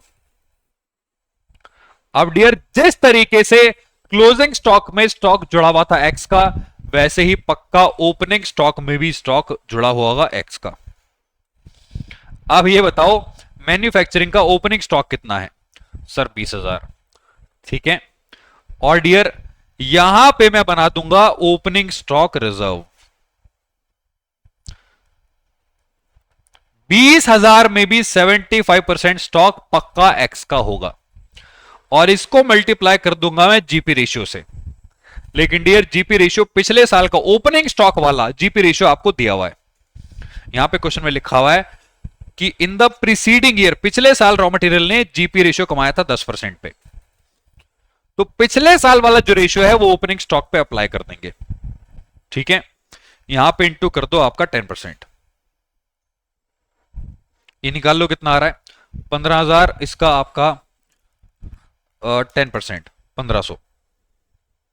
बस यहां से आ जाएगा आपका करेक्ट डिपार्टमेंटल प्रॉफिट यानी कि टोटल प्रॉफिट, और ट्रांसफर कर देंगे उसको कैपिटल अकाउंट में बैलेंसिंग फिगर।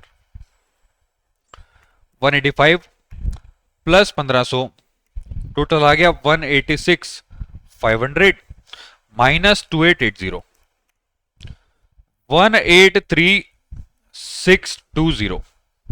सॉरी, ये नेट प्रॉफिट है, मैंने यहां पे लिख दिया गलती से।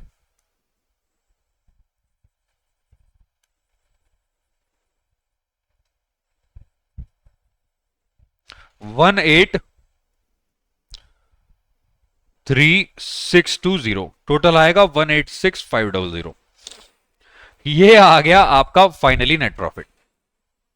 अब डियर आपके मॉड्यूल ने एक दूसरा ट्रीटमेंट किया, मैं आपको बताता हूं क्या। आप क्वेश्चन में डायरेक्टली क्या कर सकते हो, ये जो ओपनिंग स्टॉक और क्लोजिंग स्टॉक का रिजर्व है, सॉरी ये ओपनिंग ये क्लोजिंग, आप इसका डिफरेंस भी यहां पे डायरेक्टली डाल सकते हो। आपके मॉड्यूल ने यही किया है। देखो हमने ओपनिंग ये क्लोजिंग वाला ये ओपनिंग वाला अलग अलग डाला है। आपके मॉड्यूल ने डियर सॉल्यूशन में देखो क्या किया है,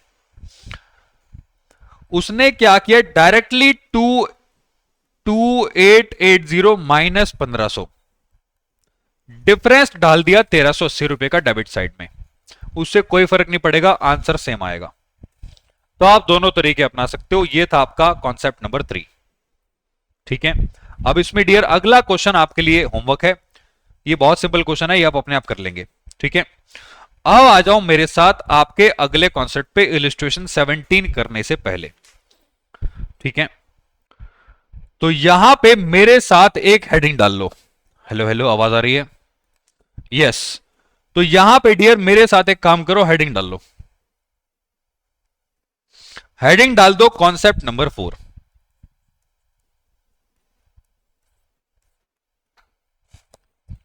calculation of closing stock of goods manufactured. Goods manufactured, ये कॉन्सेप्ट 4 लिखवाया क्या मैंने? डियर ये कॉन्सेप्ट बाद में करेंगे, इससे पहले ना एक इंपॉर्टेंट पॉइंट है जो मुझे आपको बताना है डियर। बस 5 मिनट का एक इंपॉर्टेंट पॉइंट है। जो पिछला क्वेश्चन आपने अभी भी किया, इलिस्ट्रेशन 2 जो भी आपने किया, उसमें ना एक पॉइंट होता है। वहां पे क्वेश्चन में साफ साफ दिया था कि जो मैन्युफैक्चरिंग डिपार्टमेंट का स्टॉक था, जैसे कि 24,000, उस 24,000 में 75% स्टॉक अदर डिपार्टमेंट का था। ये गिवन था। कभी कभार ये गिवन नहीं होता। तो यहां पे ना एक ऑप्शन लिखो, जब आपको दूसरे डिपार्टमेंट का हिस्सा आपके डिपार्टमेंट के स्टॉक में ना दिया हो। ठीक है, यहां पे लिखो when question does not state the portion of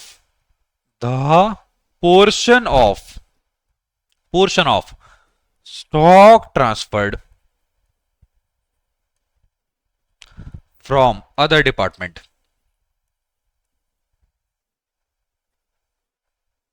मैंने बोला था सारी चीजें कवर कर दूंगा, सारी पॉसिबिलिटीज खत्म कर दूंगा जहां से क्वेश्चन बन सकता है।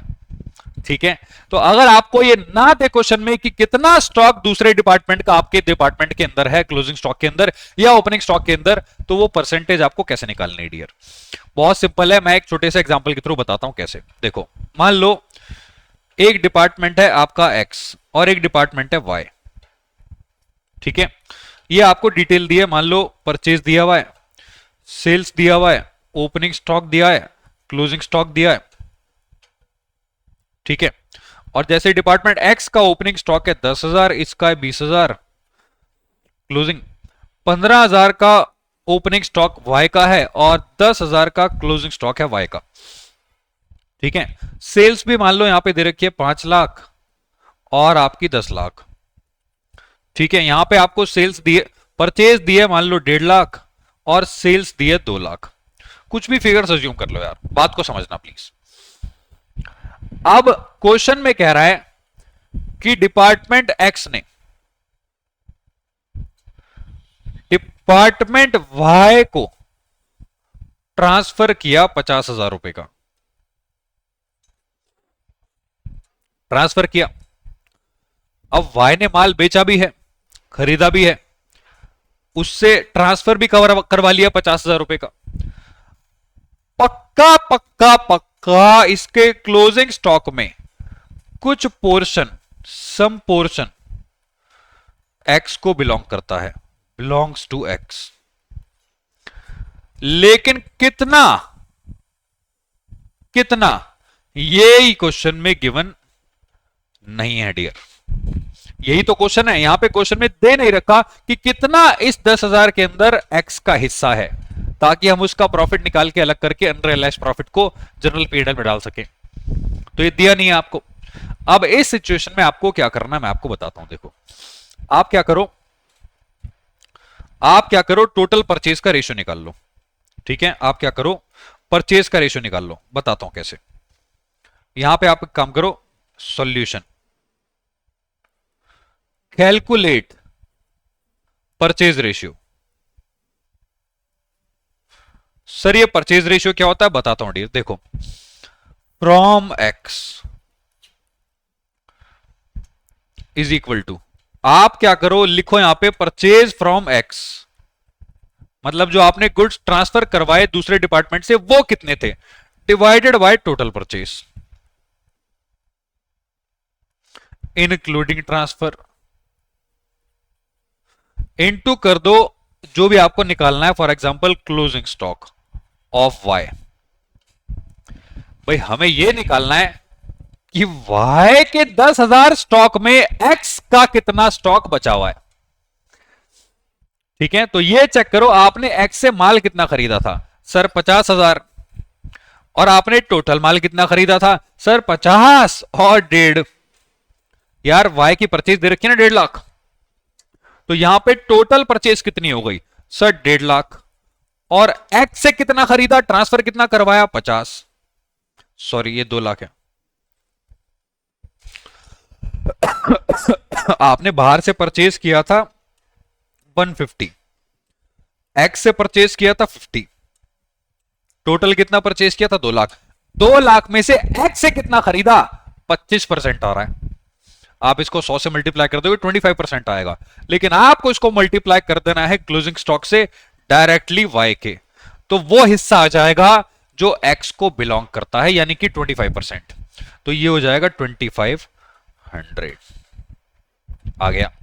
आगे का प्रोसीजर आप जानते हो, इसमें मल्टीप्लाई कर देंगे एक्स का जीपी रेशियो, इसको मल्टीप्लाई कर देंगे जीपी रेशियो ऑफ एक्स से, निकल आएगा अनरियलाइज्ड प्रॉफिट।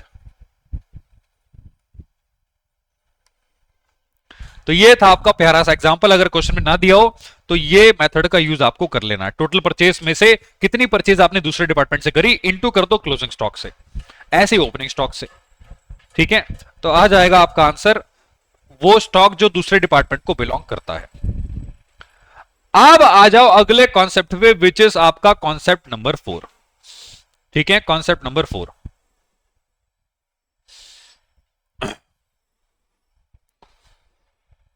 तो यहां पे लिखो calculation of closing stock of goods manufactured.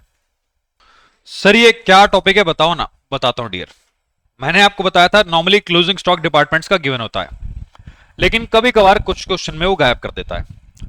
अब इस केस में आपको करना क्या, मैं आपको स्टेप बाय स्टेप बताता हूं एक छोटा सा एग्जांपल लेके। ठीक है, देखो मान लो आपके पास एक डिपार्टमेंट है एक्स, जो कि ट्रांसफर कर रहा है डिपार्टमेंट वाई को माल, और ये जो ट्रांसफर कर रहा है ये सेलिंग प्राइस पे कर रहा है। ठीक है, यानी कि एक्स वाई को माल ट्रांसफर कर रहा है, राइट, और वाई भी माल ट्रांसफर कर रहा है एक्स को, यानी कि आदान प्रदान, एक्स का माल वाई के पास है, वाई का माल एक्स के पास है। और डियर इन दोनों के क्लोजिंग स्टॉक में, बात को समझना, जो क्लोजिंग स्टॉक है एक्स का, ठीक है, इसमें पक्का वाई का ट्रांसफर जुड़ा हुआ है, और जो क्लोजिंग स्टॉक है वाई का, उसमें पक्का कुछ माल ट्रांसफर किया हुआ एक्स का जुड़ा हुआ है। अब यहां हो जाएगी डियर गड़बड़। इसका मतलब सिंपल लैंग्वेज में जो क्लोजिंग स्टॉक है, क्लोजिंग स्टॉक ऑफ एक्स, इसमें जो भी अमाउंट है डियर वो इंक्लूड करता है इंक्लूडिंग ट्रांसफर बाय वाई। और जो क्लोजिंग स्टॉक ऑफ वाई है उसमें पक्का कुछ माल है इंक्लूडिंग ट्रांसफर बाय एक्स। तो ऐसे केस में आप क्लोजिंग स्टॉक कैसे निकालोगे? रियल वाला, सच्ची वाला, कि सिर्फ एक्स एक्स का स्टॉक कितना है या फिर एक्स का स्टॉक वाई का मिला के कितना है। तो इस केस में डियर आपको क्या करना मैं आपको बताता हूं। प्लीज पहले स्टेप बाय स्टेप समझ लेना और जो बातें बताऊं उसको रिपीट कर लेना। इसके अलावा डियर कुछ नहीं करना। सबसे पहला step, step 1, calculate profit rate, profit rate earned bye each department. आप प्रॉफिट का रेशियो निकाल लो, हर डिपार्टमेंट ने कितना प्रॉफिट कमाया। ठीक है, तो प्रॉफिट का रेशियो निकालने के लिए डियर आपको क्या करना है? फॉर्मूला लगाना है जीपी रेशियो, या फिर प्रॉफिट रेशियो लिख दो उसको, is equal to gross profit divide by sales plus transfer. मैंने आपको बताया था ट्रांसफर को भी सेल्स माना जाएगा, इनटू में 100। ठीक है, तो मान लेते हैं एक्स का जो रेशियो आ रहा है वो 20% है और वाई का रेशियो आ गया 30%। ठीक है, ये मैंने एजम्पशन लिया कि आपको अमाउंट दे रखे थे और यहां पे आपने प्रॉफिट रेशियो निकाल लिया। वो रेशियो निकाला जितने पे एक्स वाई को माल बेच रहा है प्रॉफिट पे 20%, वाई कितने पे बेच रहा है प्रॉफिट पे? 30% पे। रेशियो निकाल लिया। हाँ, अब क्या करना है? अब देखो, अब यहां पे स्टेप नंबर 2, स्टेप नंबर 2 आपको क्या करना है? वो गुड्स निकाल लो। Calculate value of goods transferred including closing stock. Calculate value of goods transferred including, sorry, included in closing stock. Goods transferred included in closing stock.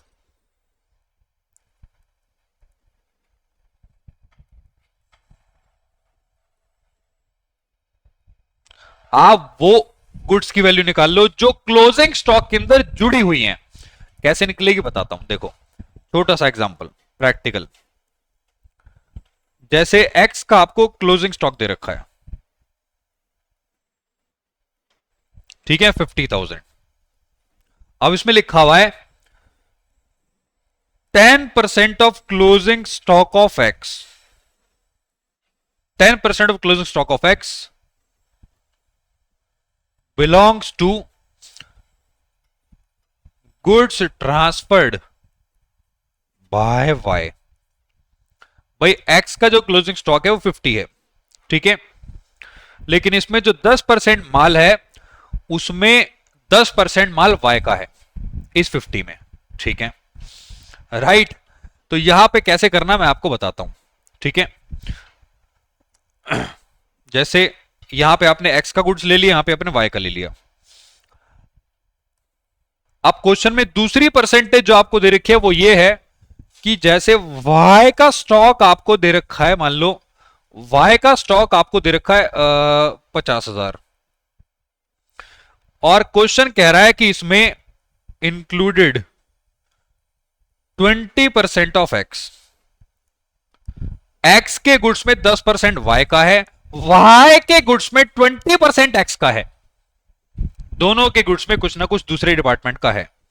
अब बात को समझना, मुझे बताओ एक्स का जो गुड्स है 50,000, उसका 10% कितना हो जाएगा? सर 5,000। ये वो माल है जो वाई ने ट्रांसफर किया होगा। वाई के पास गुड्स थे क्लोजिंग स्टॉक में 50, उसमें से एक्स का कितना है? 20%, जो कि आ जाएगा 10,000। ये निकालना तो सिंपल है ना, आपने परसेंटेज निकाल ली और वो माल निकाल लिया जो दूसरे डिपार्टमेंट ने आपको ट्रांसफर किया। ठीक है, अब इसमें से माइनस कर दो अनरियलाइज्ड प्रॉफिट, क्योंकि डियर इन स्टॉक्स के अंदर ये दोनों स्टॉक्स ट्रांसफर्ड है। एक्स के पास जो वाई का गुड्स है, वाई के पास जो एक्स का गुड्स है, इन दोनों में से आप माइनस कर दो अनरियलाइज्ड प्रॉफिट। प्रॉफिट की परसेंटेज बहुत स्मार्टली लगाना, इसमें परसेंटेज लगेगी वाई की, क्योंकि वाई ने जब माल भेजा होगा एक्स को तो उसका प्रॉफिट का रेशियो था 30%। तो मैं यहां से 30% 1500 माइनस करूंगा। एक्स ने जो माल बेचा होगा वाई को 20% प्रॉफिट पे, ठीक है, तो यानी कि 2000 रुपीज के प्रॉफिट पे बेचा होगा, तो मैं यहां से 2000 माइनस कर दूंगा। अब इन दोनों स्टॉक में से उनका प्रॉफिट हटा दो।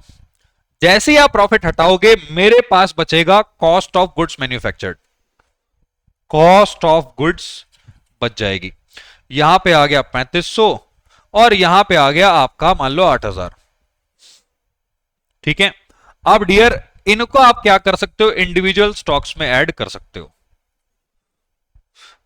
जो भी उनके एक्स का स्टॉक और वाई का स्टॉक दे रखा होगा ना, ठीक है, जैसे एक्स का स्टॉक 50 था उसमें आप डायरेक्ट जोड़ सकते हो, इंडिविजुअल स्टॉक्स में आप ऐड कर सकते हो। दूसरा ऑप्शन ये है ऑल्टरनेटिव ऑप्शन, जो आपका मॉड्यूल फॉलो करता है ऑल्टरनेटिव, मैं आपको क्वेश्चन भी दिखा दूंगा कैसे होता है इसका। ऑल्टरनेटिव ऑप्शन ये है कि आप टोटल स्टॉक में से दोनों का स्टॉक मिला दो, एक्स और वाई का,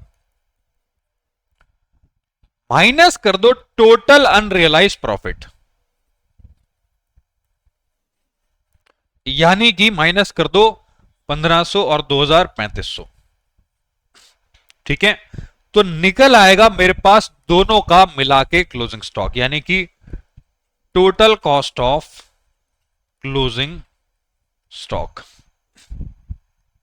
अब डियर ये जो एग्जांपल मैंने दिया ये काम आएगा आपका क्वेश्चन नंबर 4 करने में। इसको अगर आपने नहीं लिखा, मैं बता रहा हूं प्रॉब्लम आएगी। तो एक बार एक काम करते हैं, क्वेश्चन नंबर 4 मेरे साथ देख लेते हैं। 4 का मतलब आपका नेक्स्ट क्वेश्चन, ठीक है, आ जाओ। ये रहा, A and company has two departments P and Q. P sells goods to Q at normal selling prices. P Q को माल बेचता normal selling price पे। From the following information, but prepare departmental P&L account. ठीक है, also ascertain net profit to be transferred to balance sheet.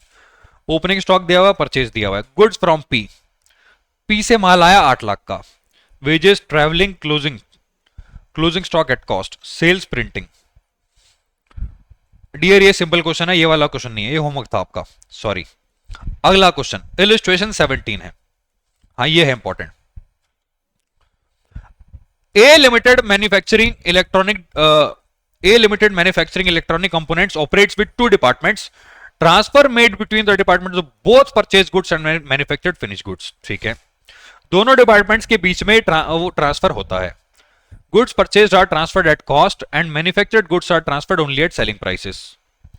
जो purchase goods होते हैं वो तो ट्रांसफर होते हैं कॉस्ट पे, लेकिन जो मैन्युफैक्चर्ड होते हैं वो सेलिंग प्राइस पे ट्रांसफर होते हैं, ठीक है। As is the case with the open market. Transactions दे रखे हैं आपको, opening stock, sales, wages, purchase, closing stock. Dear purchase goods ये कॉस्ट पे हैं, ध्यान रखना, क्योंकि उसमें बोल रखा है क्वेश्चन में जो खरीदे हुए कॉस्ट पे होंगे, लेकिन जो बनाए गए गुड्स हैं वो आपके सेलिंग प्राइस पे ट्रांसफर होते हैं, ठीक है, ट्रांसफर। अब आगे आपको दिया हुआ है the following were the transfer from department X to department Y. X ने वाई को ट्रांसफर किया 6000 का परचेज गुड्स और बना हुआ माल 20000 का, ठीक है। वाई ने ट्रांसफर किया एक्स को 5000 का परचेज गुड्स और फिनिश गुड्स 35000, ठीक है। Stocks were valued at cost to the department concerned, ठीक है। आगे it is estimated that the closing stock of manufactured goods of department Y, X Y, Y के पास जो स्टॉक है उसमें 20% एक्स का है, ठीक है, और एक्स के पास 20% वाई का है, दोनों के पास सेम है डियर, परसेंटेज सेम है। You are required to prepare departmental P&L account. बहुत सिंपल क्वेश्चन है, आपने डाल दिया opening stock, purchase, transfer. Dear transfer X ने जो वाई को ट्रांसफर किए वो वाई की परचेज है, यहां पे दिया हुआ है ना, ये रहा। डिपार्टमेंट एक्स ने जो ट्रांसफर किए 6000 और 20000 वो वाई के लिए परचेज हो जाएगा और एक्स के लिए सेल क्रेडिट साइड में। जो डिपार्टमेंट वाई ने एक्स को ट्रांसफर किए वो वाई के लिए सेल और एक्स के लिए परचेज। ठीक है, अब उसके बाद आपको दे रखी है वेजेस, और यहां पे निकल आया ये क्लोजिंग स्टॉक आ गया, और यहां पे आपने डाल दिया डिपार्टमेंटल प्रॉफिट। ठीक है, ये आपका डिपार्टमेंट का प्रॉफिट आ गया। अब सवाल ये बनता है कि यहां पे डियर जो आपका क्लोजिंग स्टॉक आएगा डिपार्टमेंट वाइज, वो आपको ऑलरेडी दिया हुआ है। ये जो आपको क्लोजिंग स्टॉक दिया हुआ है ये ऊपर ऑलरेडी आपको क्वेश्चन के अंदर दिया हुआ है 2758।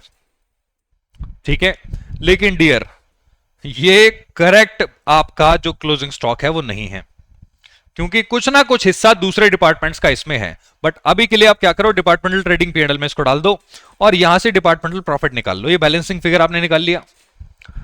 अब हम क्या करेंगे, करेक्ट यहां पे क्लोजिंग स्टॉक की कैलकुलेशन करेंगे, और वो करने के लिए आपको वो कैलकुलेशन करनी पड़ेगी जो मैंने आपको अभी सिखाई थी।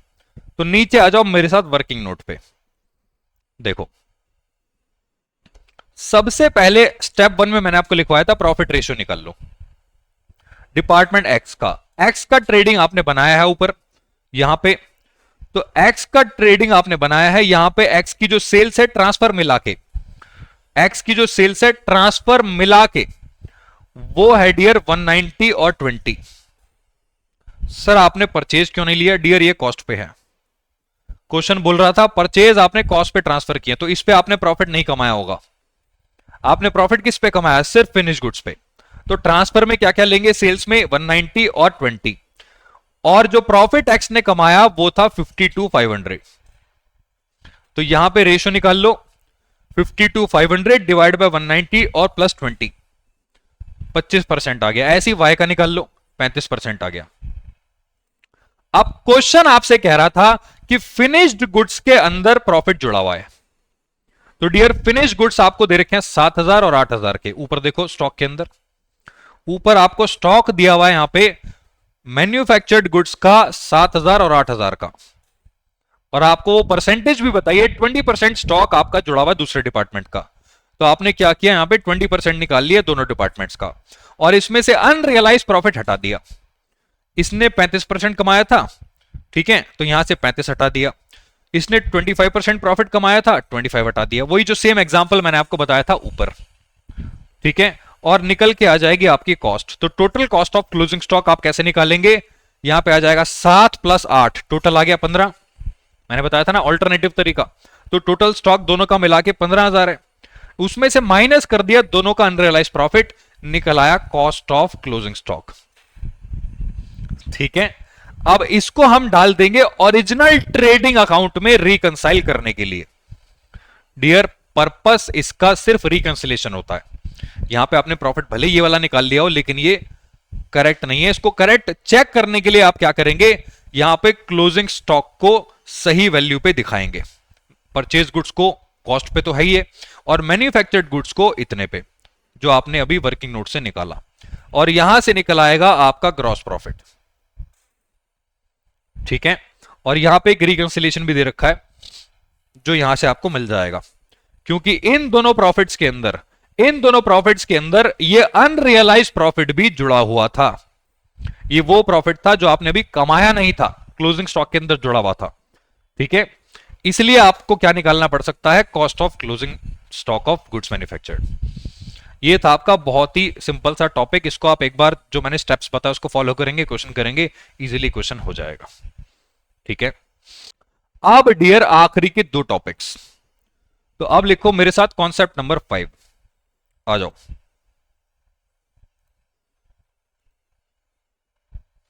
यहां पे हेडिंग डालो। एक काम करो, उधर ही आ जाओ, डायरेक्ट क्वेश्चन के थ्रू करा देता हूं कैसे निकलता है। कॉन्सेप्ट नंबर 5, कॉन्सेप्ट नंबर 5 है आपका calculation of closing stock, closing stock bye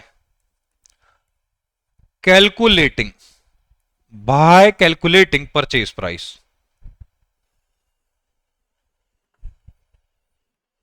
ये एक डिफरेंट टाइप का क्वेश्चन है। ये कैसे करना है मैं आपको बताता हूं डियर। सबसे पहले क्वेश्चन पे आ जाओ ना, डायरेक्ट क्वेश्चन पे आ जाओ, क्वेश्चन पे आ जाओ मेरे साथ। क्वेश्चन नंबर कौन सा है मैं आपको बता देता हूं। ये रहा इलिस्ट्रेशन, नहीं ये नहीं है, ये आपका होमवर्क है, इसको कर लेना, इजी क्वेश्चन है।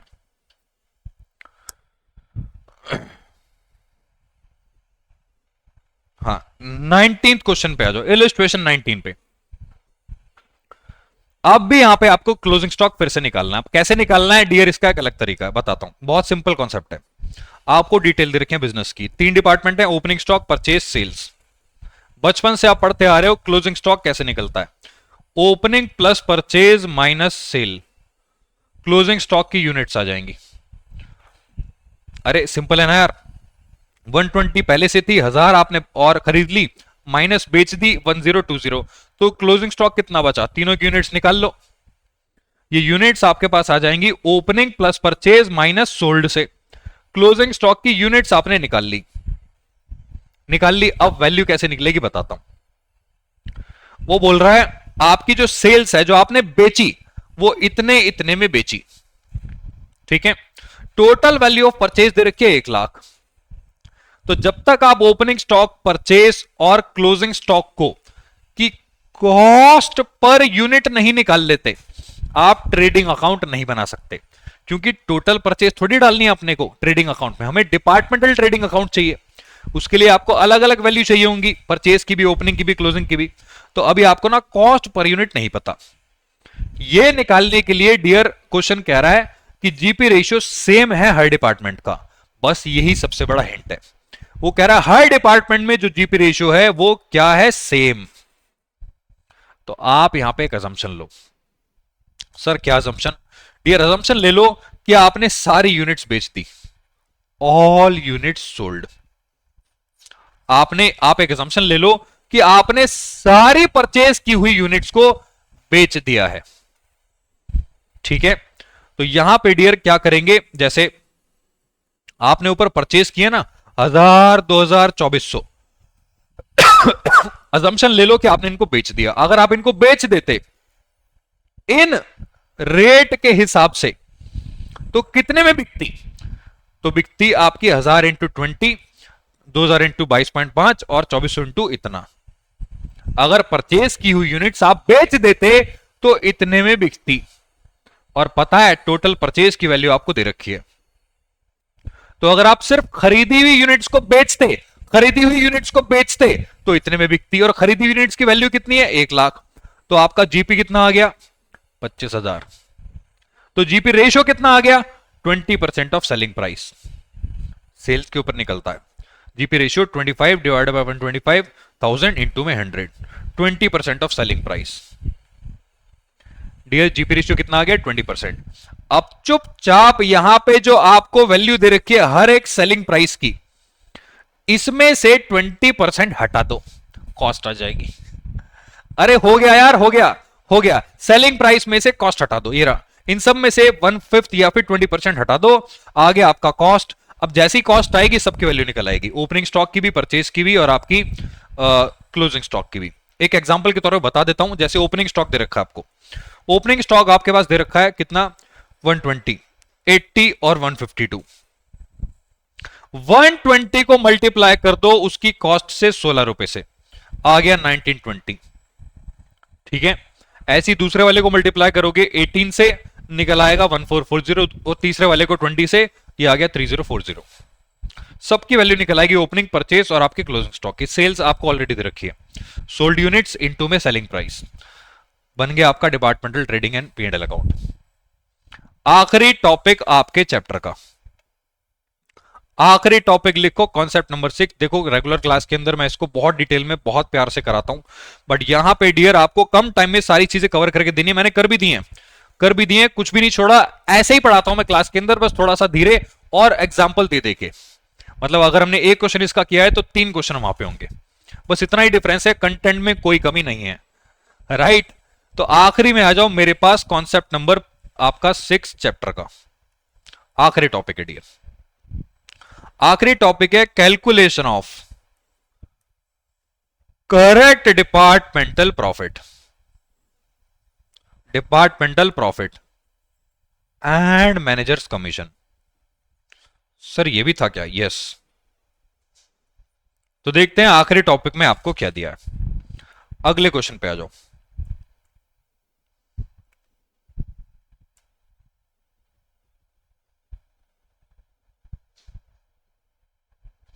देखो क्वेश्चन में देखते हैं आपको क्या दिया है। MS auto garage consist of 3 department, spare, service, repair.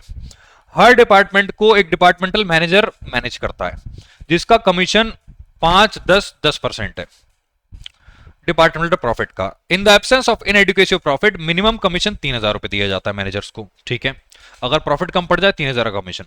Inter departmental transfer भी होते हैं, वो आपको दे रखे हैं। स्पेयर से सर्विस 5% अबव, स्पेयर से रिपेयर्स 10% अबव कॉस्ट, और रिपेयर से सर्विस 10% अबव कॉस्ट। ठीक है, ये आपको इंटर डिपार्टमेंट यानी कि अनरियलाइज प्रॉफिट की परसेंटेज दे रखी है। ठीक है, unrealise profit in respect of year ended 23 books has been already closed, final account बन गए। Subsequently it was discovered that, लेकिन ये पाया गया कि क्लोजिंग स्टॉक के अंदर इंटर डिपार्टमेंटल ट्रांसफर जुड़ा हुआ था और cost price instead of correct cost price, गड़बड़ हो गई। आपने फाइनल अकाउंट्स बना लिए, प्रॉफिट निकाल लिया, पता चला क्लोजिंग स्टॉक के अंदर अभी भी अनरियलाइज्ड प्रॉफिट जुड़ा हुआ है।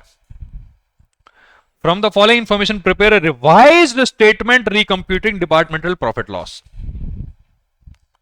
तो डियर, आपने तो कमीशन भी तो दे दिया होगा अपने डिपार्टमेंट्स को, अपने डिपार्टमेंटल मैनेजर को। होना क्या चाहिए था, आपका जो प्रॉफिट आना चाहिए था तीनों डिपार्टमेंट्स का, पहले का, दूसरे का, तीसरे का, उसमें सबसे पहले माइनस होना चाहिए था अनरियलाइज प्रॉफिट। उसमें सबसे पहले माइनस होना चाहिए था अनरियलाइज प्रॉफिट, उसके बाद जो प्रॉफिट बचता उसमें से माइनस होता कमीशन, फिर करेक्ट प्रॉफिट आता। लेकिन आपने डायरेक्ट कमीशन दे दिया। अब मैं क्या करूंगा, जो भी प्रॉफिट्स आपको गिवन होंगे कमीशन वापस इसमें जोड़ दूंगा। ठीक है, और करेक्ट प्रॉफिट निकालूंगा कमीशन और अनरियलाइज प्रॉफिट माइनस करने से पहले। यार आप प्लीज बात को समझो, मान लो जो भी प्रॉफिट आपको गिवन है उसमें से आपने अनरियलाइज प्रॉफिट माइनस नहीं किया, जो कि गलत था। आपने डायरेक्ट कमीशन देके प्रॉफिट निकाल लिया, तो वापस कमीशन को प्रॉफिट में जोड़ दो ताकि करेक्ट प्रॉफिट आ जाए। ठीक है, उसके बाद उसमें से क्या करो, अनरियलाइज प्रॉफिट माइनस करो और फिर कमीशन माइनस करो, तो आपका करेक्ट डिपार्टमेंटल प्रॉफिट आ जाएगा। क्वेश्चन के अंदर बस यही करना है। तो देखो क्या दे रखा है, ये दे रखा है आपका नेट प्रॉफिट, लॉस दे रखा है स्पेयर्स का, सर्विस का प्रॉफिट, और 36,000 का प्रॉफिट दे रखा है रिपेयर्स का।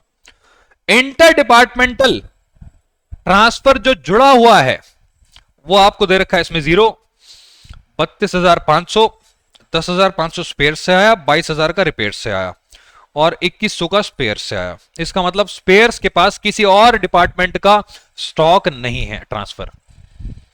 ठीक है, अब यहां पे आपको बनाना है statement showing combination of correct departmental profits. Confuse मत होना, बहुत प्यार से समझा रहा हूं। सबसे पहले उठा लो सबका नेट प्रॉफिट, पहले वाले में लॉस है, बाकी में दो में प्रॉफिट, उठा लिया।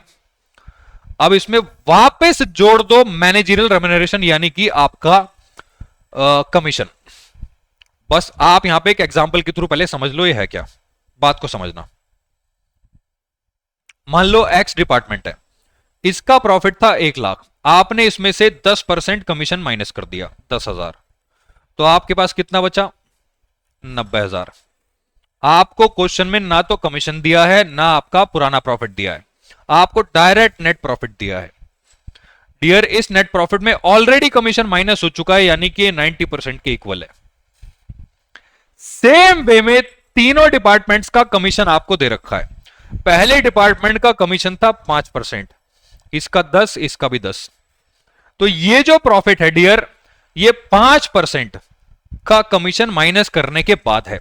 सर इसमें तो लॉस आ रहा है, तो इसमें मिनिमम कमीशन दिया हुआ था कि लॉस के केस में आपका 3,000 का कमीशन दिया जाएगा, तो इस 19,000 में मैं ऑलरेडी 3,000 यहां पे जोड़ दूंगा।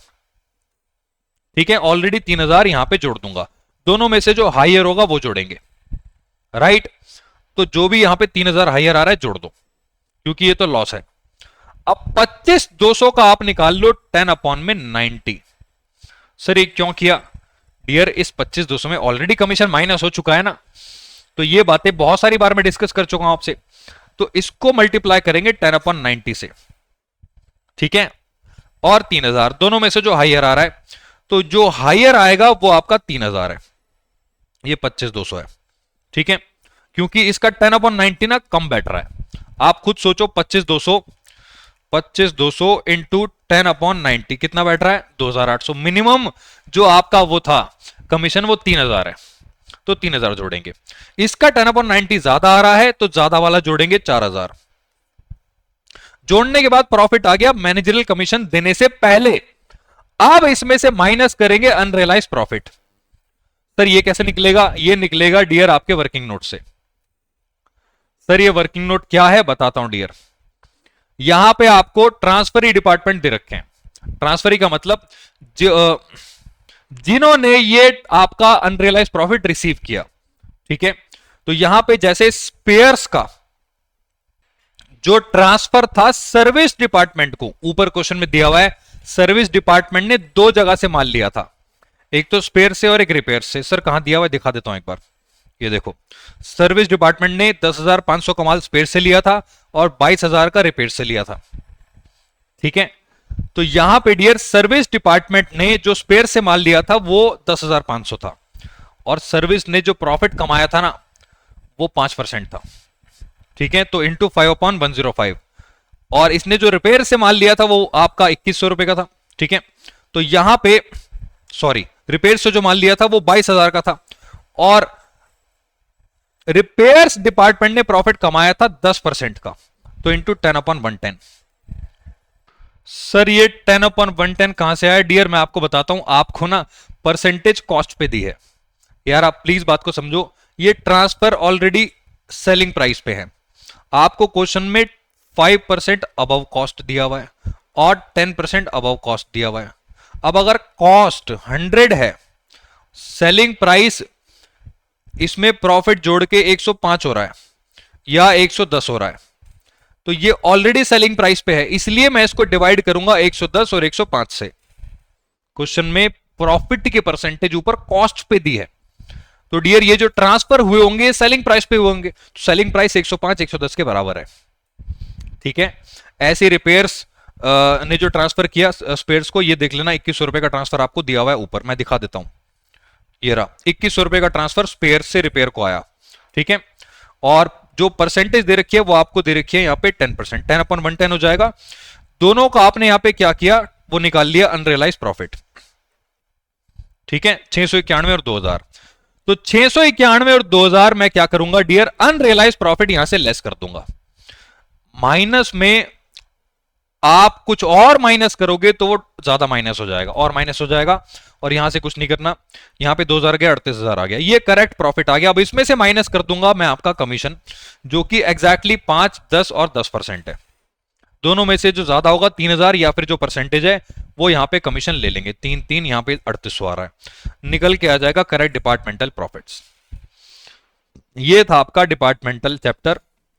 क्वेश्चन प्रैक्टिस कर लेना, जो भी अनसॉल्व दिए हुए हैं उसको भी सॉल्व कर लेना, और कोई भी डाउट आए तो नीचे कमेंट बॉक्स में आप बता सकते हो। अगले चैप्टर में आपको लेके मिलूंगा ब्रांच अकाउंटिंग को लेके।